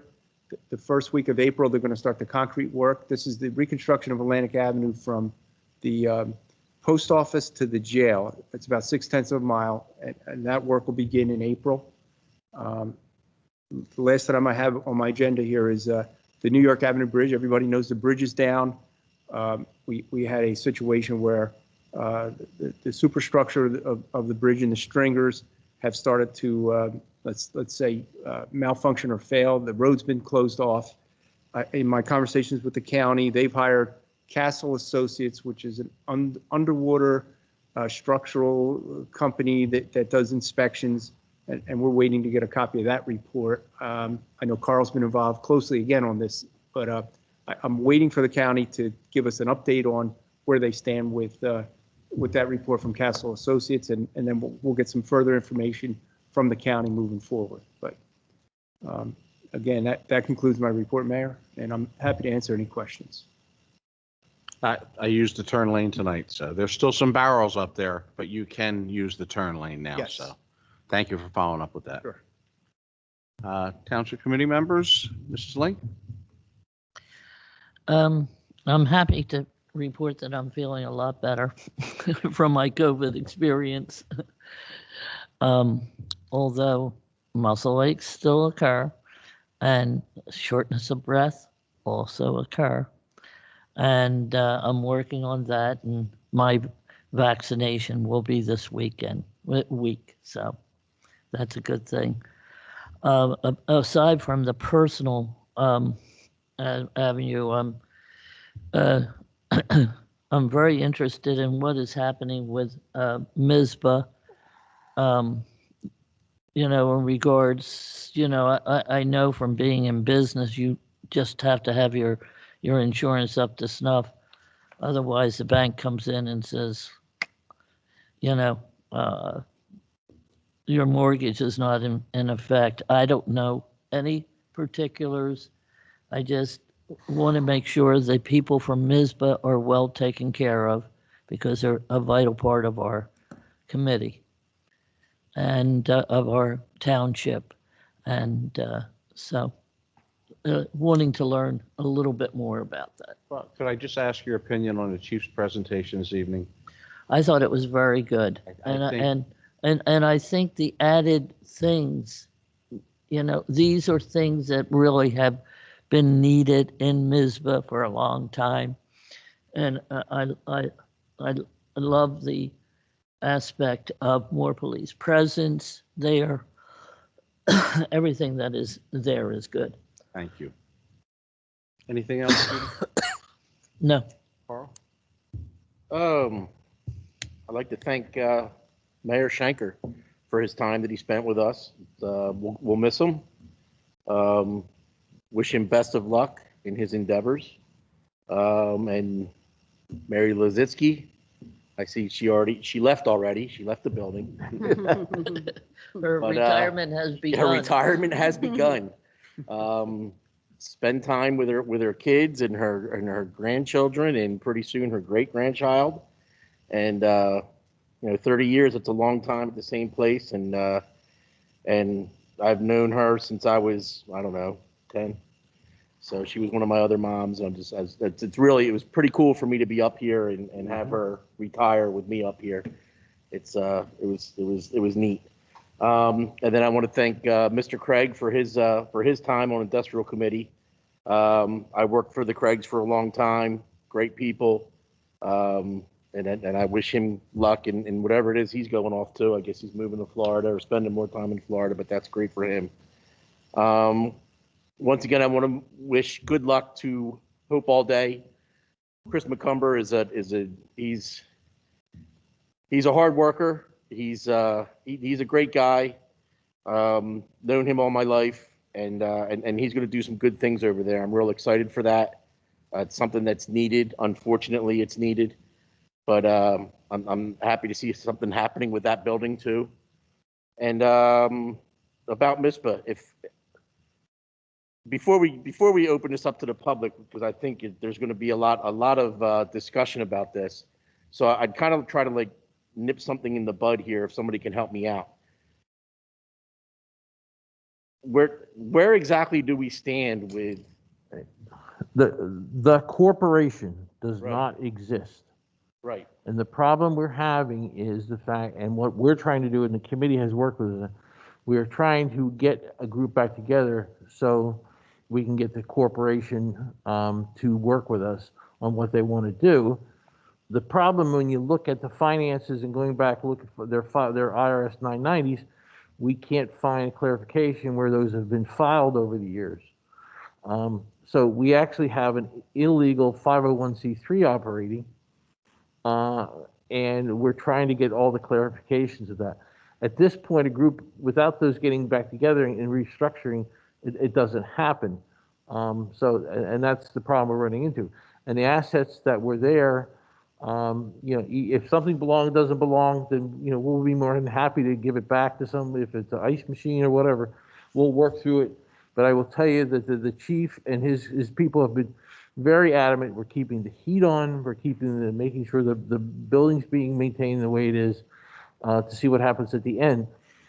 But at this point, without that structure and looking at it legal, they've run an organization that basically has done coin drops and done other things that have not been in compliance with internal revenue structures. Yeah, and in no way, I don't want the members of MISBA Fire Company to think that they're being picked on or anything like that. I need people to understand, and the residents of Mizpah to understand that this is a work in progress. There's things going on. We found things out there that some, like our administrator just said, some paperwork wasn't proper. And these things have to be worked out and figured out before other things can move forward. So what you're seeing here is we're trying to get a piece of fire apparatus down there that can be manned properly, that can be leaded properly by the proper people. And the easiest way to do that is through Mays Landing Fire Company. Or what I had said earlier was you can't just say, okay, Mr. Smith is now the chief of Mizpah Fire Company. You have to have firefighter 2. You have to attend different classes and have certifications. So you can't, when somebody is no longer there,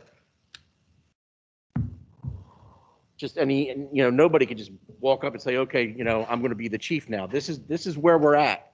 And like I said, I'm just trying to head off where this could go.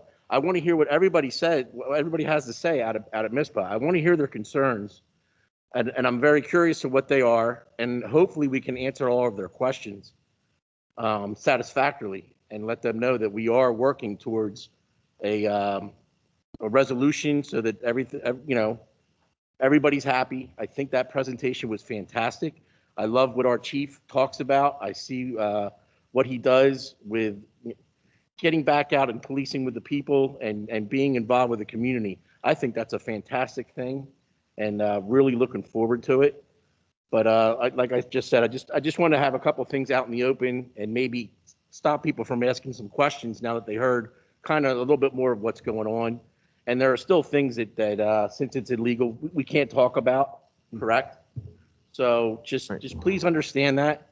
And when you guys talk, please talk one at a time, state your name. You're going to get your time to speak, but please don't talk over top of each other. And that's really all I have to say. Reagan, Maddie, miss you, love you. Hope to see you soon.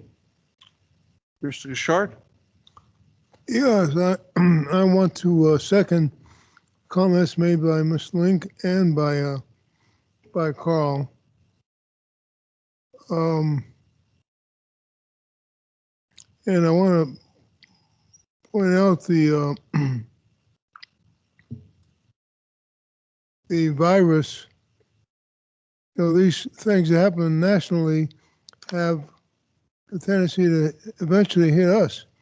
And in my case, my daughter's son-in-law and father-in-law both died of the virus within a week. So now my grandkids have lost 2 of their grandparents. This virus situation is serious. And I hope everybody here is doing the best they can to avoid it. I heard some good news tonight with regard to Mizpah. I certainly like to see that situation straightened out. That's about all I have.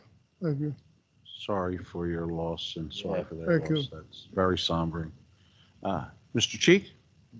Yes, first of all, Mr. Mayor, Deputy Mayor, fellow committee persons, I thank you for your vote of confidence and having faith in me. I will work hard. I will work hard with you people and with the public as well. I will work hard for the public. I'd like to thank Art Shanker for his time as a public servant, and then Mary Lozinski. Yeah. Being on the planning board for so long and dealing with her, it was just a great situation. It really was. Yep. And sorry for your loss, Rodney. Thank you. Anything else? That's it. I like Carl. I grew like up. you too. Like Carl, I I spent a lot of years in the Lazitsky household when I was a young man, and Mary was very special to me then and throughout the years. And I'm glad to see that she's going to be able to take the time for herself now and enjoy her retirement, her children, her grandchildren, and she's a special person, and she's a wealth of knowledge, and that's going to be missed. I want to make mention that if the day has finally come tomorrow morning, I get in a car and I take my son off the basic training, which I'm excited about. I don't know how excited he is right now. He's a little nervous, I think, but the time has come, and that's going to happen.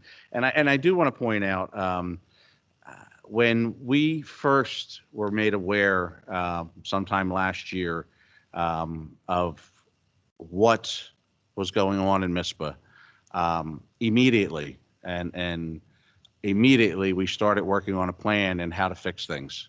And, it's one of those things, as you sit up here as a committeeman, you realize that there's a lot of things that you do that are behind the scenes. And there's things that you do and you work on, you go to meetings, you get phone calls, emails, and you're working on things constantly. But unfortunately, you can't share those things until the opportune time with the public. And just because you're not hearing about it doesn't mean we're not working on it. And I think tonight was a prime example. This took a lot of work, a lot of preparation to not only take something that was unfortunately went through the situation that it did, but now to envision it as being something that's going to be an even greater asset to the community. And I want to point out just one thing, so it's not overlooked. On page 4 of this proposal, it does say this will provide firefighters who reside in the MISPA the opportunity to respond directly to that substation once we get things squared away, once we get it done, which we are working on. The addition of the community policing aspect of it out there, the addition of public works out there is going to be an enhancement not only to the community, but it'll be a cost savings for the rest of the township residents because of the time that those vehicles won't have to come all the way back into the center of town, and that they can start right in MISPA doing plowing, doing cutting, and patrolling. So, I'm very happy with this. I wish we could have said something about this months ago. We couldn't. We're to the point now where, we feel we're to a point where this is going to happen. We're going to make it happen, and we were able to announce it to the public. And with that, I will open it up to public comment. If you're in the public and you wish to speak, please unmute yourself. Yes. Would you like to start with the people here in the audience first, or would you like to start with them? I'll take those in the audience. You will have to go back to the microphone.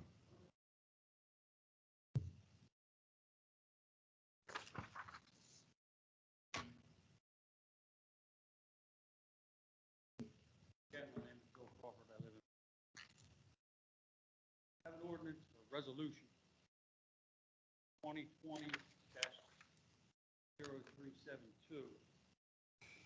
States the Township of Hamilton hereby gives you notice on the 31st day of December. Township put and deliver up possession of the premises at 613 Hirsch Avenue, New Jersey. It hasn't happened. It was dated 11/12/20. Everybody on the committee, with the exceptions of the replacements, voted. Okay. I knew you were going to try putting the substation and all that in there back in October. Okay, because I called to find out how you could do what you're planning without turning it over to the charter. Art told me that they did this. I'm sorry, the people on the computer can't hear you. Could you speak closer to the mic? Yeah, I was informed by Art that could be a proposal. Okay, now, what are we going to do about this resolution where you said you're going to offer it back? And then the second part to the question is, you shut down the fire company. Now you want to put another substation fire company there. Wouldn't it have behooved you to just replace the officers, put a new chief there? I'm sure there's other people with the credentials in the township that could have taken over being the chief. But no, you shut down a whole community. There was and is an ongoing investigation. Okay? Was and is.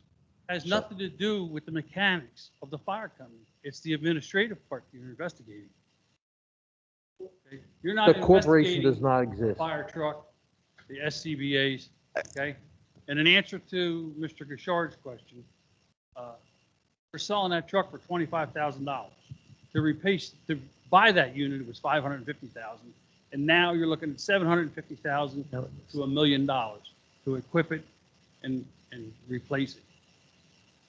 The tanker? When you put a substation in Mizpah, if it ever happens, what are you going to put there? Are you going to pull apparatus from the other 4 fire companies to put there and then diminish their capacity? Or are you going to go buy brand new equipment, which is probably 3 or 4 trucks, at $1 million a piece? And you got $25,000 deposit for it. We got $25,000 for a truck that was from 1995. When we are constantly evaluating the equipment from Public Works and Public Safety. I understand that, but let me give you a practical scenario, okay? I don't know what you drive personally, but what do you think your vehicle's worth? $15,000, $20,000? Trade in. Now to replace that, when you go to the dealership, you're going to spend 45 to 60.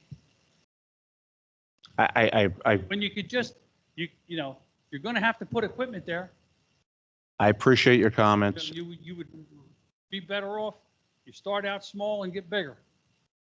See how it works.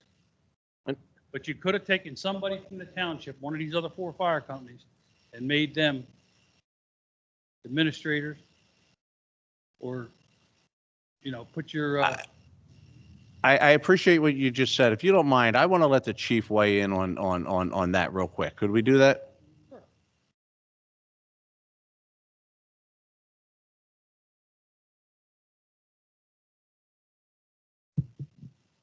Mayor, once again, the reason why the resolution wasn't acted upon is because we found out during the investigation that there hasn't been an active corporation for some time. When did you say you were president?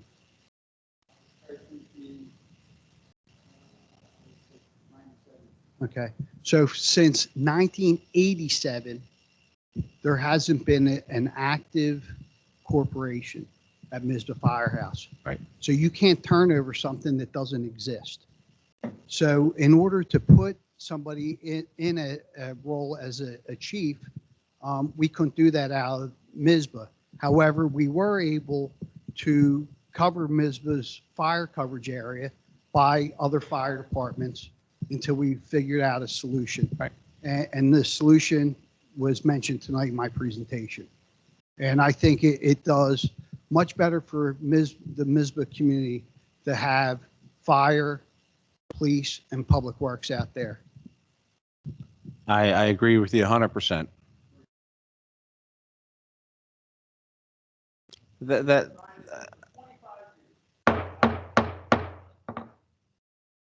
Is there anyone on the call that would like to speak, please? Mr. Chairman, can I speak to you? Yes, Mr. Percy, please. You just mentioned that your son is heading for basic tomorrow. Yes, he is, tomorrow morning. Very exciting for you. Thank you. I wish him well. I've met him at your house on occasion. Mhm. I think he'll be a great asset to our military community. Just tell him the DI says jump, just say how high. Is there anyone on the line that would wish to speak? Please unmute yourself. Okay. All right. So far, some other people have their hands raised. Okay, with you, I'm going to unmute them one at a time. Would you please? Thank you. Yes. Right now, I'm unmuting Mr. Rodney.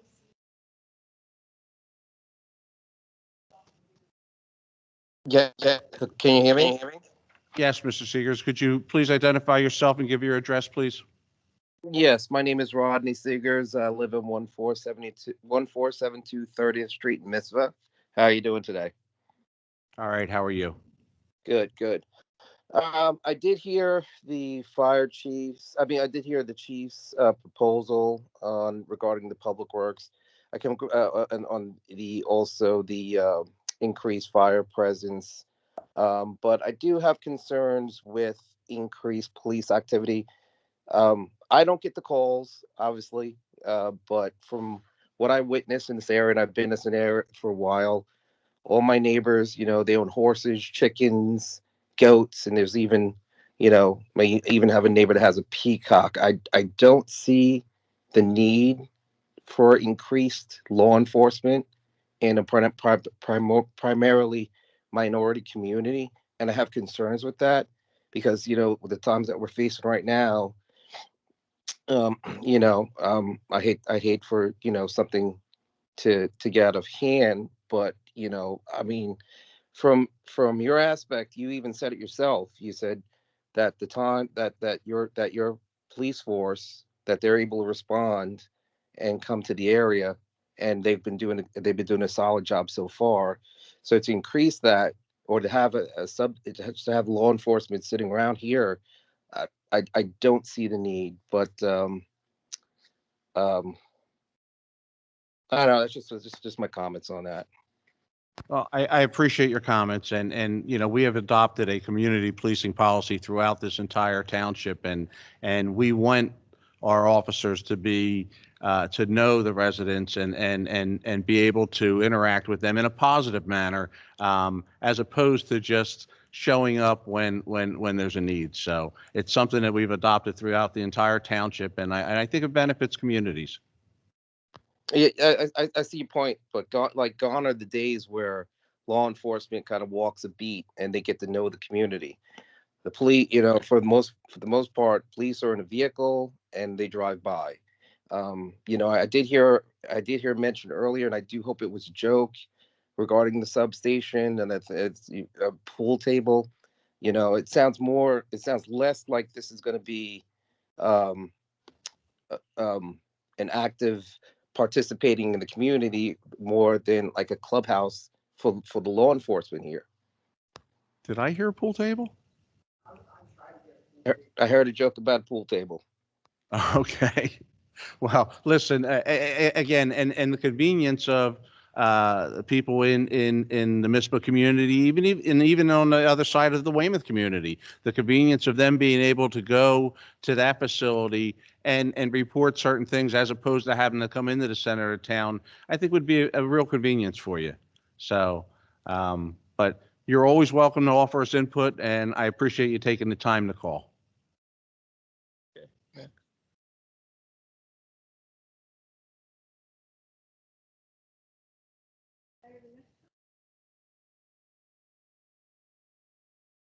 Ms. Lynn, if you want to mute yourself. Yes, hi. I have a comment about what the chief of police had said earlier about better role models for the area. And not just that, there was people, part of the firehouse, that could have stepped up and took over everything. You talk about you locked the doors because your guys' equipment was in there. Everything was taken out that day. Again, Nicole, I appreciate your comments, but I think that we're missing the fact, again, maybe it's getting lost in translation. There was not a proper corporation set up for many decades out there. And that's a process. In order for that to operate, that corporation must be set up and must be set up properly and do annual filings properly. It hasn't been done. We're in the process of trying to fix that. And we've been since day one of the investigation, we have been trying to work out a plan and fix it and not only reestablish services, but enhance services. Mr. Mayor, Sean Wynn. Hey, Sean, how are you? Good, Charlie. How are you? Okay. Go ahead, Sean.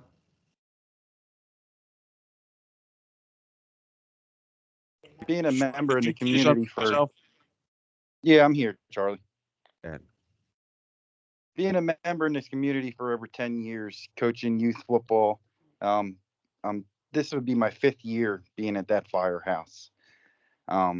Again, if that was the case with not having a corporation, then somebody should have been brought into the office to be asked about it, to figure out why it's not done or whatever the case may be. As far as my part, I know nothing about that. That situation could have been brought up to the chief or the secretary or the treasurer at the time, to find out why those things were not done. And again, instead of closing the department down and having myself and other members who physically can't go anywhere else, especially who have youth children that, are youth explorers, there's an assistant chief of Mays Landing who lives in Mizpah. They could have made him the acting chief of that department until everything got straightened out. That would have been the best thing. I would have had no problem with working underneath Mr. Badger to keep the firehouse open and to keep that community going. Well, to answer to that, I'll just say that I served with Assistant Chief Badger. I believe he's still the Assistant Chief in Mays Landing, and Yes. I think you're all volunteers, and he's a volunteer, and he volunteers in Mays Landing. I don't think we have the right to tell him where he can volunteer. That's his choice. Right, and that's It would something be that like should have me been. just telling you right now, saying, "Hey, Sean Wynn, you have to volunteer at Mays Landing Fire Company." I don't think that would be the right thing to do.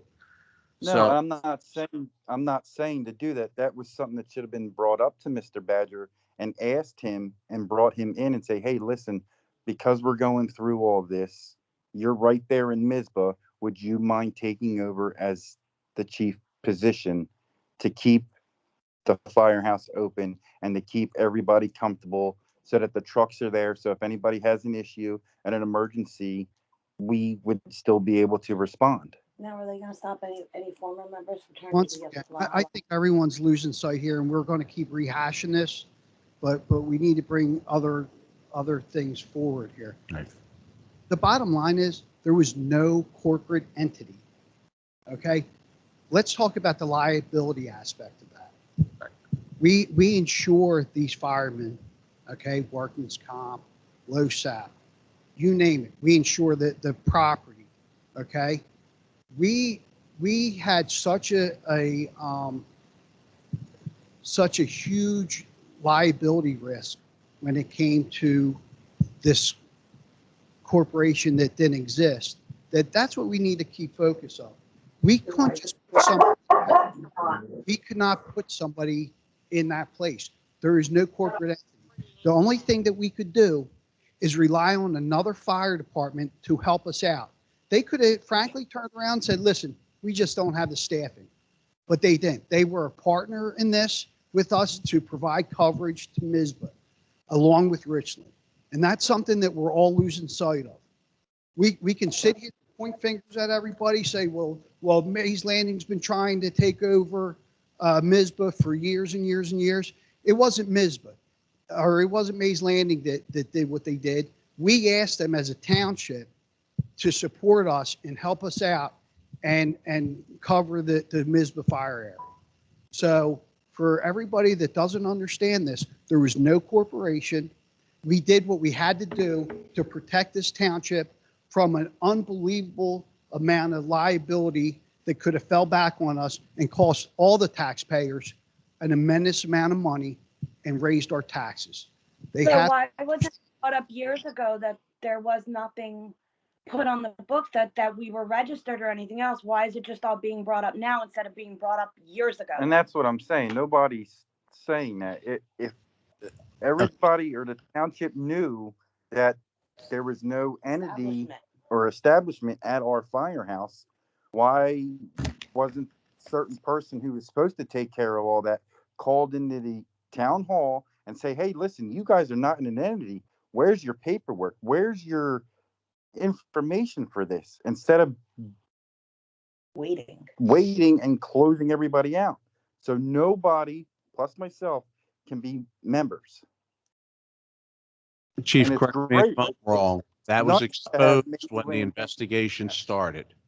And that's It what we're was, trying so- to say. That's so what, We would have never known unless the criminal investigation came up, and that's how we found out. correct. all this. And now we're here to fix it. And that's what we are doing. We are fixing it. Again, I can't stress enough. Not only are we fixing it, but we're enhancing it. And we're moving as quickly as humanly possible to do that. Is there anyone else that would like to speak?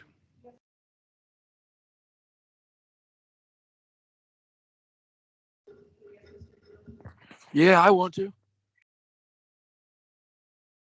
Mr. Dill, would you just please state your name and address for the record? I'll just say my name is Walter Dill. That's all I'll state. I have something to say about the corporation, though. Would you mute Mr. Dill, please? Oh, shut the fuck. All right, let's move on, please. Next. This is Ariana. Hello? Ariana, would you please state your name and give your address, please? Oh, I'm not Ariana. first, I'm, 1 second. Hello? Are you there? Yes. Would you just state your name and address, please?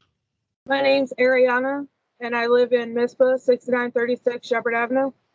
Sure, thank you. What? I just had one concern, and I don't know if I can get an answer, but I want to try. Please. You guys are doing what you're doing with the fire trucks. I understand that. My one concern is each fire truck had a honor plaque on it. I would like to know where the plaques are going, and if we're not going to get our trucks back, how can we go about getting the plaques? Because there was a plaque put on truck 22 recently for my father who passed away. So if we're not going to get our station back and we're not going to get our trucks back, I would at least like the plaque. Ariana, someone already reached out to me in reference to that plaque, a representative of yours, I believe. That plaque will go back to your family at the appropriate time. Okay, and one more thing. How do we go about getting our personal belongings out of the building? Any personal belongings that are in there, you can contact my office and I can make arrangements to get them back to you. But you do have to have some proof that they're yours. How do we, it's like just arts and crafts stuff from the ladies auxiliary. I don't have receipts from it. And books Call me. my handwriting on them. We can hash it out. Just call my office and we can straighten it out. Whatever I can give you back. Thank you, Ariana. Thanks, Chief.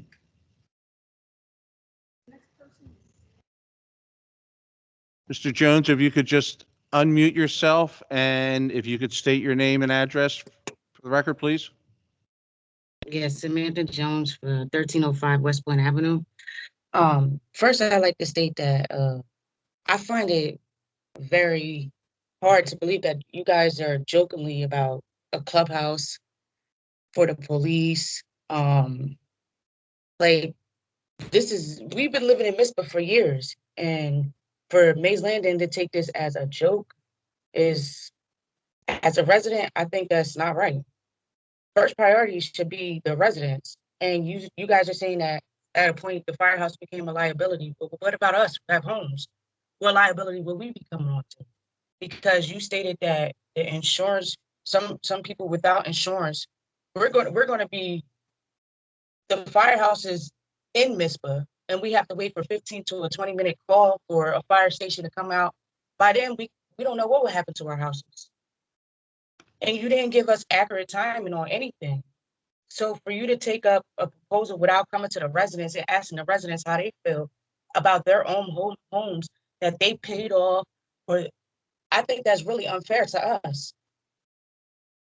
Well, first And of you all, guys are taking this as a joke to make a substation in Mizpah, a little town, a community, and full of it where minorities is the main people that are in this community.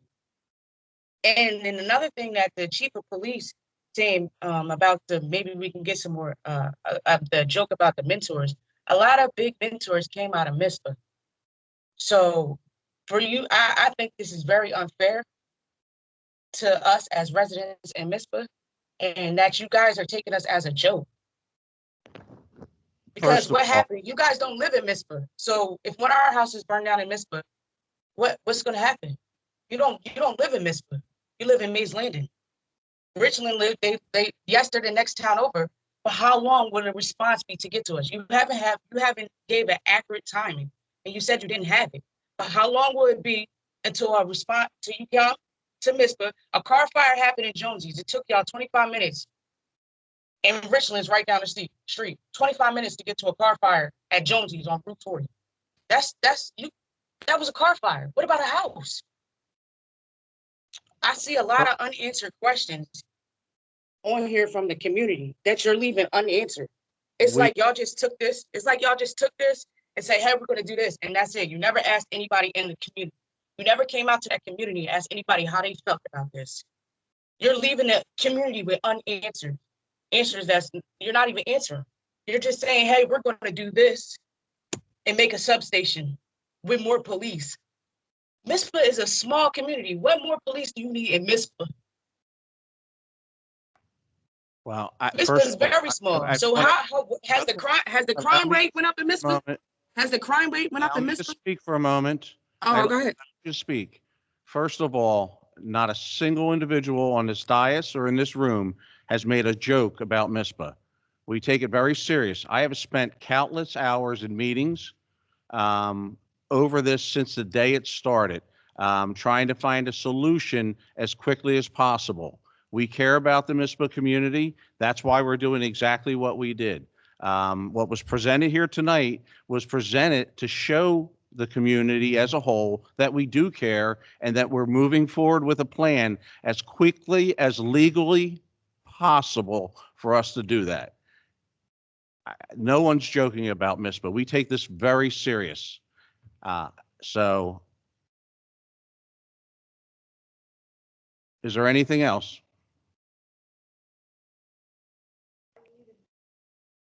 Thank you. Okay. Ms. Jones, if you have more to say, please unmute yourself. Could we go on? Yes, again, you failed to inform the residents of Mizpah. And we're the ones paying the tax dollars here. So to not inform us that, hey, you're taking away a whole firehouse and say someone home catches on fire and we don't have insurance or anything like that, and your response time is 25 minutes out, I don't think that's fair to the people of Mizpah. I think that situation has been explained many times, and to rehash it once again, it is not going to happen. We've explained it. But we're taxpayers too. You already said that. You already had it in your mind, and it's just your exact words. We're going to make it happen. That looks like you already got your mind set up without asking the people or the community of Mizpah. You haven't had a community meeting. You haven't come to Mizpah to speak on these things when you could have came to the firehouse that you closed down and open it up and say, hey, I'm going to have a community meeting and discuss this to see how the residents of Mizpah feel about this. One, the minority of the residents of Mizpah is primarily Black. So what are you trying to implicate here? Is it a bigger picture? Because now you want to put a substation in the middle of Mizpah, and you have so much in Mays Landing. I'm not understanding. And the other thing is the liability. You call them a liability. Well, what about the houses? What about the houses in Mizpah? What about that? Doesn't it come more of a liability to us when you take away our firehouse and we have to wait 25 minutes to get a response call from either Mays Landing or Richland? Now we have to dangle there which one's going to come out to us. Like, that's a lot. I want to leave something to my family, and I'm sure other families would like to leave stuff to theirs. But taking away something when you can replace somebody, when you have somebody there, from what I understand, but you can't make them, but you never ask them, it's the question. You're just saying, hey, forget about it. We're not even gonna ask the people in Misfit. What we're gonna do is just gonna implicate it and do it. No, you can't do that. We pay our tax dollars too. Misfit pay. So why can't we get the same respect as you give your residents of Mays Landing? Why can't you get the same respect to a residents of Misfit? Why can't you have a community meeting first and ask and bring up the idea? No, you just you just bring it and propose it here and to see how we feel and to get you're not making us feel safe. You're making us feel worse. Put a substation in the middle of our community in our town. Yeah, I've been living here 30 years in Misfit and never had a problem with nothing.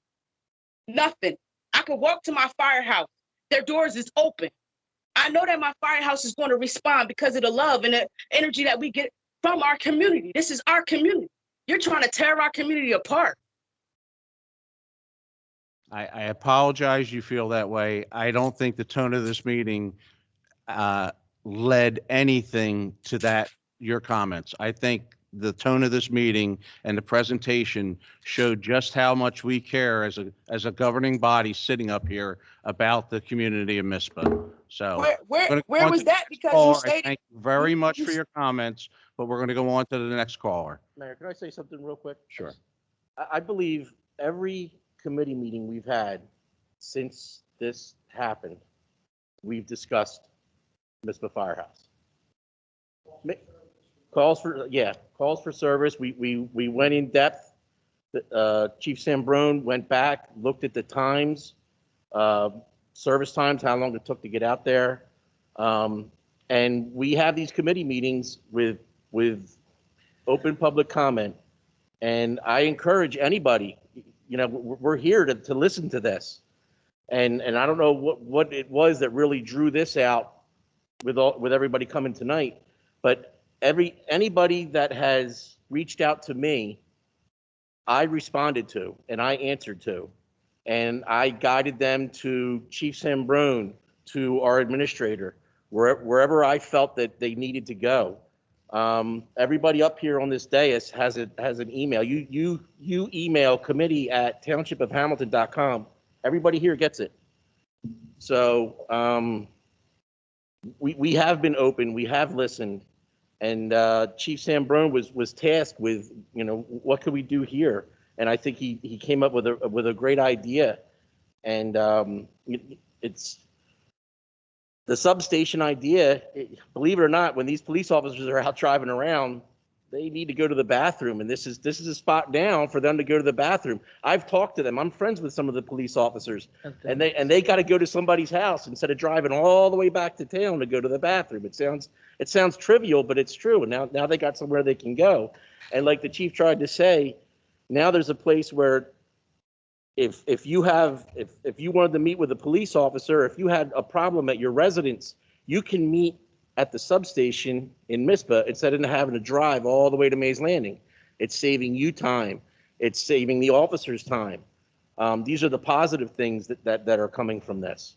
I just wanted to reiterate that stuff again. I'm sorry, but let's go ahead and open it back up again. Thank you. Could we get the next caller, please?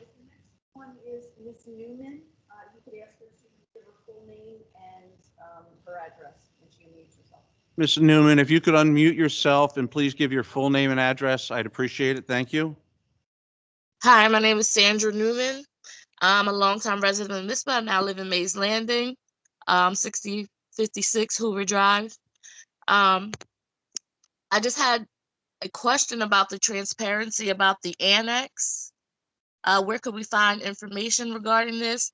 And also the transparency on the allocated funds for MISPA, because we understand that you want to give a service to the community. However, it's been underserved my whole life, and I'm 35. So how does this change, and how does it affect the community as a whole? We're looking for it to affect the community as a whole in a much more positive way. I mean, that's the whole purpose here. We're taking something that was dropped into our lap and forced to deal with, and trying to make it much better for the community of Mizpah. And we're in the process of doing that. Is the PowerPoint something that's going to be uploaded, or is that something that we will upload that PowerPoint on the township website in the very near future so that it can be reviewed and your input offered? Well, the concern for many of us is how can you say that a bigger police presence in such a small town is helpful? We're just. I don't think it was said that it was going to be a bigger police presence. No. I mean, maybe he did say that. I mean, maybe it was misunderstood or I don't want to put words in Chief's.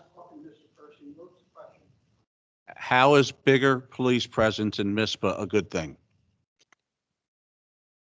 I'm confused at that. Why is it needed? I think any time that we can get out and have our police officers meet our residents, create relationships with them, I think is a positive thing. And we're doing that throughout the entire township. That is, this chief has made a commitment to embrace community policing in this entire township. Not just Mizpah, not just Mays Landing, not just Lauradale, not just Weymouth, the entire township. Yeah, I've been we don't have anything against the police officers. We're not saying we don't want them there, but this is not how you go about it. You don't just say we're going to start patrolling your area. That's not how you start the conversation. Mrs. Newman, just so you know, we've always patrolled out in Mizpah. I've lived there my whole life, yes. Mhm. This is just giving us a chance to enhance it even more. And like Mr. Patali said, you know, we don't have to have the officers go back to the main station here in the center of town. They can answer calls for service out there if the residents rather go there for non-emergency calls and things of that nature. So there's a benefit all the way around on this. You know, all in all, we're trying to enhance everything that's going on out in Mizpah and enhance the services. So, you know, there's not a bad thing in this presentation that we gave you guys tonight. And we're just enhancing the services that you have out there. So.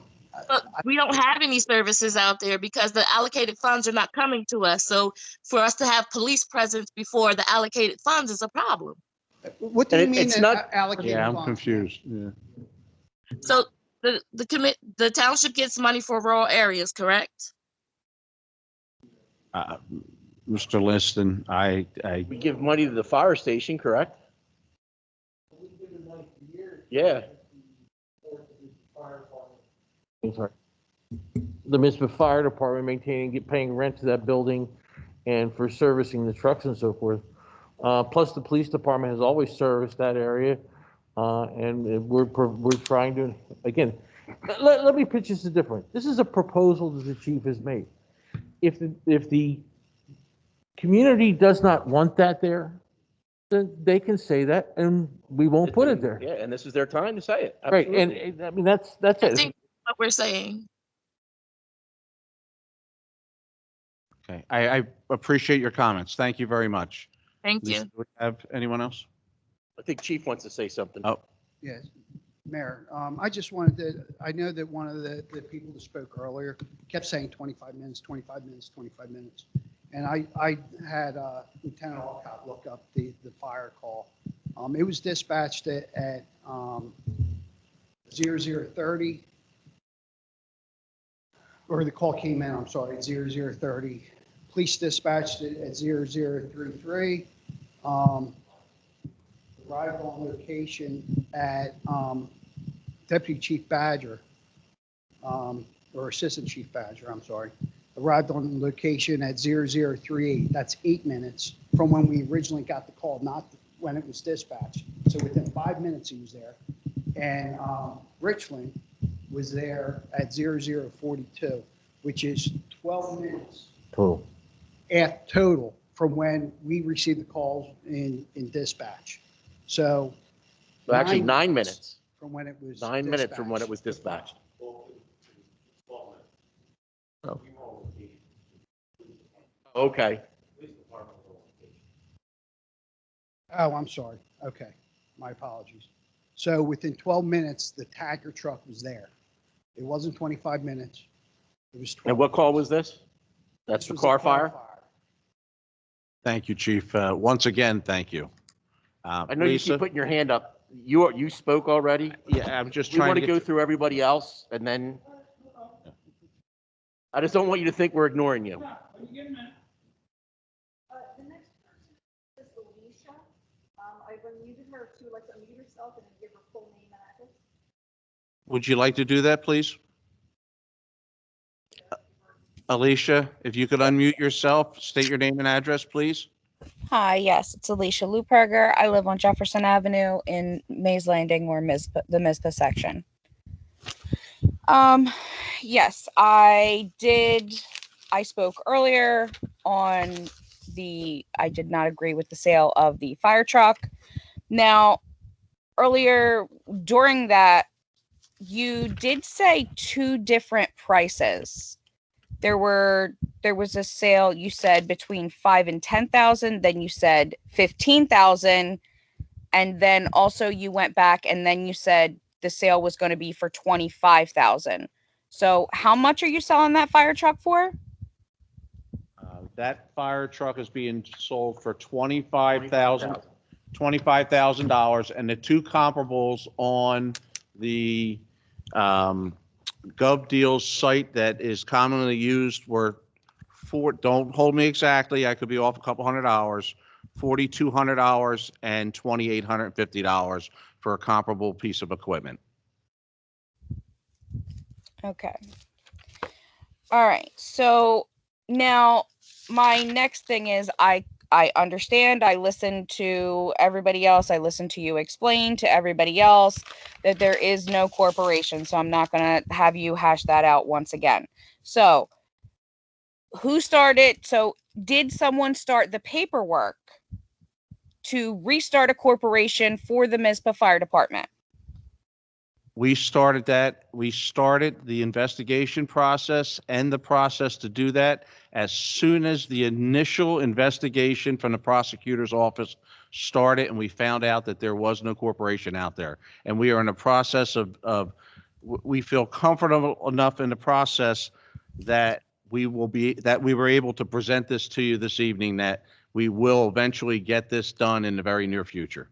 Right, but my question to you is, did someone physically start the paperwork to file for a corporation for the Mizpah Fire Department so that it can regroup and become a corporation again?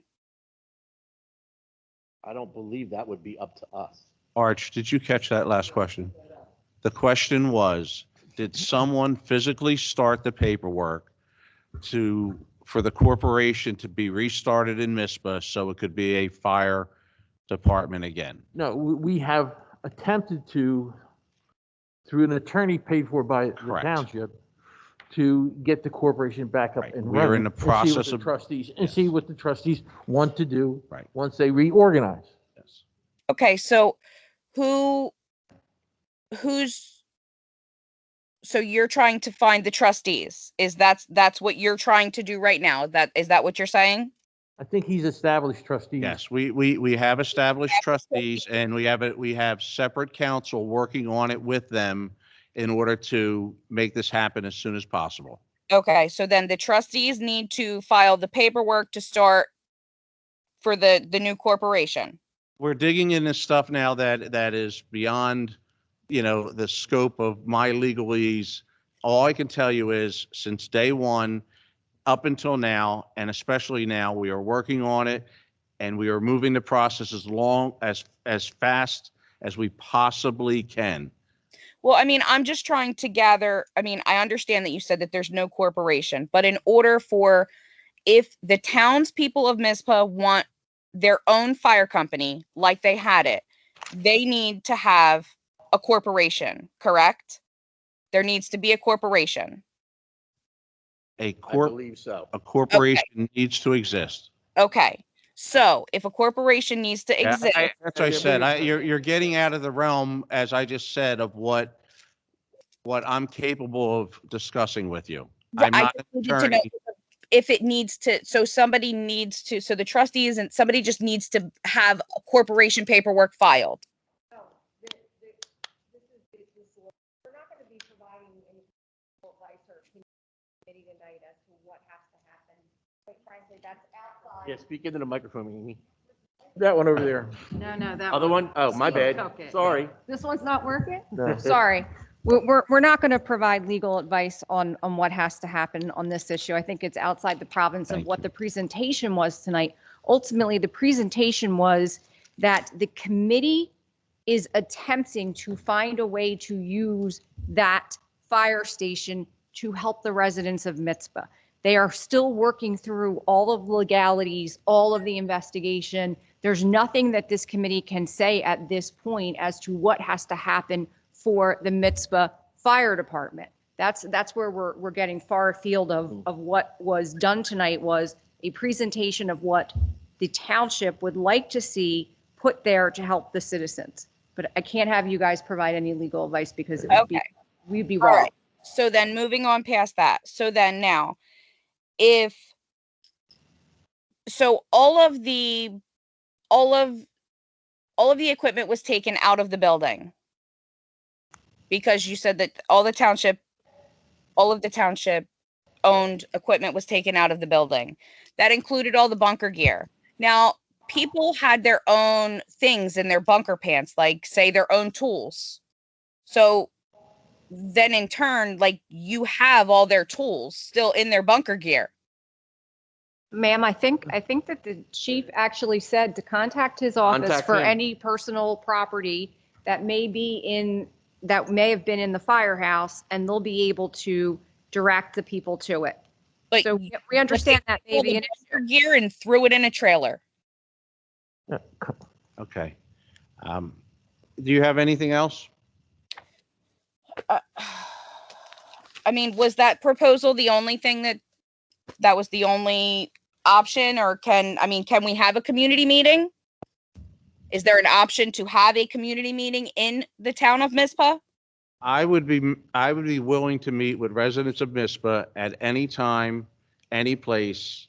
And that's why I'm an elected official.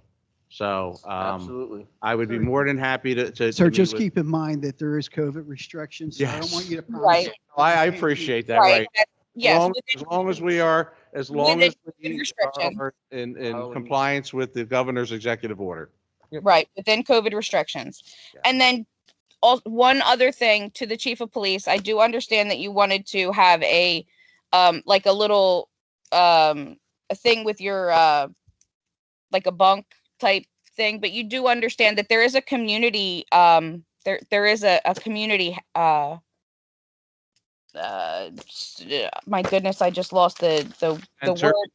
Yeah, community center across the street. Understood.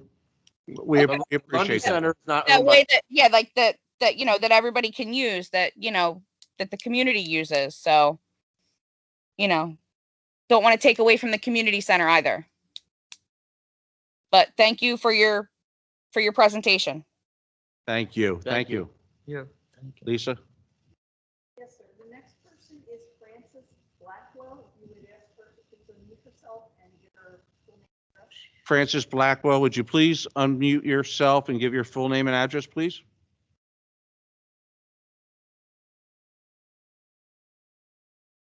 Francis, if you can hear me, I need you to unmute yourself, please.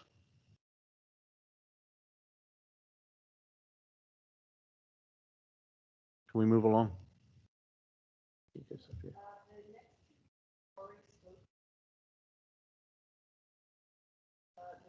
Sam Jones and Mr. Roger Seepers. Would you like to hear from? Do we have anyone we have not heard from? Well, just no one else has their hand raised. Oh, there's one more person is. I can unmute everybody to see if anybody wants to. Mr. Mayor, I would respectfully request that if anybody has any other concerns or comments that they would like to make, if they've already spoken, that they can email me directly and I'll forward them to the committee. We Callers, can't did just keep going on. Yeah, and yeah, on. Exactly, and I thank have you. staff here that's been here, for 12 hours now. With all due respect, they have a right to be heard, and we're And- trying to do that, but we are and getting I into understand that, a but- redundant nature here where it's Yes, the we same are. questions over and over again. And I think they've been answered and answered and answered. There is the one gentleman that did ask to speak. He's been sitting quietly for one more time. If you would like to stand up and speak, I'd be more than happy to listen to your comments. Microphone, please. Yes, you have to go to the microphone.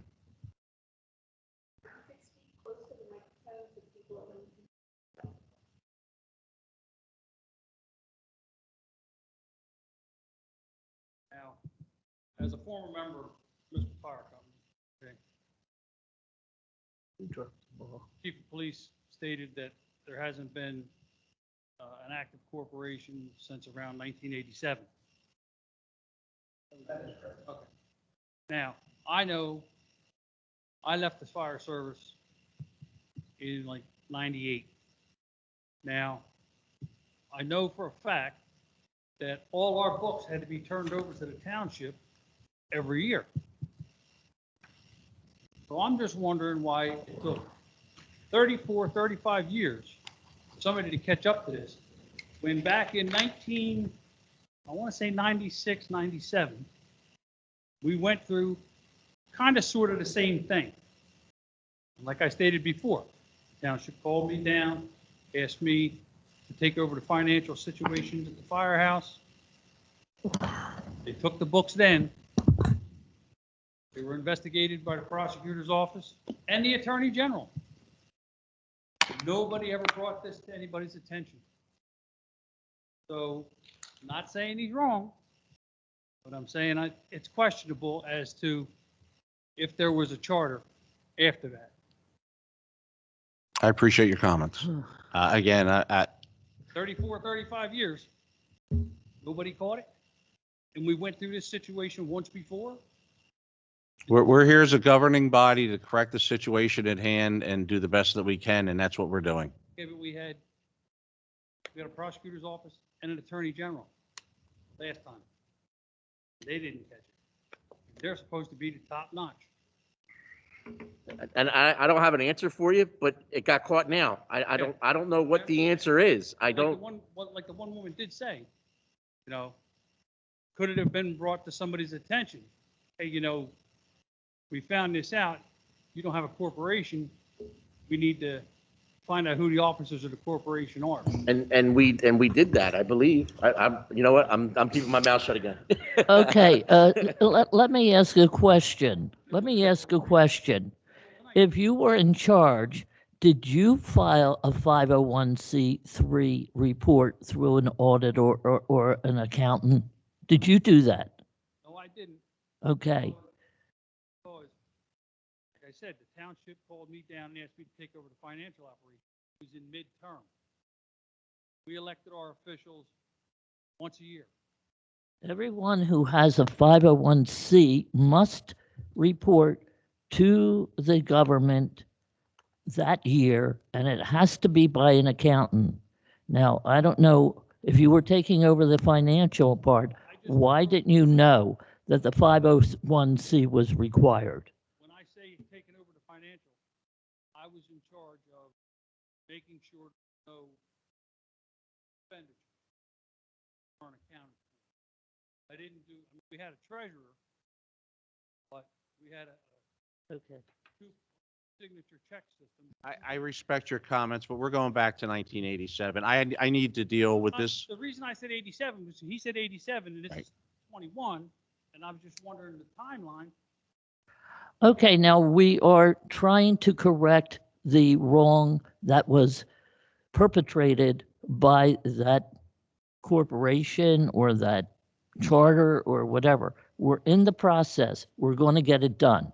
And we're going to get something for MISBA, and we'll have a meeting to find out what all the people on MISBA desire and make it fair. But to go on and on about something you didn't do, if I didn't do it for my 501c, I would be in jail. I understand that. Okay, so let's drop that. I was just asking how it got got so far and nobody caught it. I'm not an accountant. I was just Yeah, a well, volunteer. I came in and I made sure that nobody went to the hardware store and well, you didn't look into the requirements of the 501c then. I appreciate your comments. We're moving forward. And I thank you for taking the time out to come and speak this evening, okay? Okay. Thank you. At this point, I'll entertain a motion to close public portion, please. So moved. Second. Motion is second. All in favor signify by saying aye. Aye. Opposed? Ayes have it. Public session is closed. Could I get a motion to, Rita, do you need a motion first, or you? Usually we do the motion, Okay. second, vote, and then I'll Motion read to it. adjourn to executive session. There was a motion. Could I get a second, please? Second. All right, we have a motion, a second to adjourn to executive session. All in favor signify by saying aye. Aye. Opposed? Ayes have it. Be We're it now in res- executive, are we be coming it back out? resolved- We are not coming back Okay. out. Be it resolved by the Township Committee of the Township of Hamilton that this meeting be adjourned to an executive session to discuss the following matters which are exempt from public discussion pursuant to the New Jersey Open Public Meetings Law. Personnel matters, potential title changes for Susan Giberson, Danielle Kelly, and Stacy Wellington. Be it further resolved that the governing body will not reconvene in public session to confirm the results of the executive session. Be it further resolved that the results of said executive session shall be made known as soon as the basis for confidentiality is no longer confidential. Move to adjourn.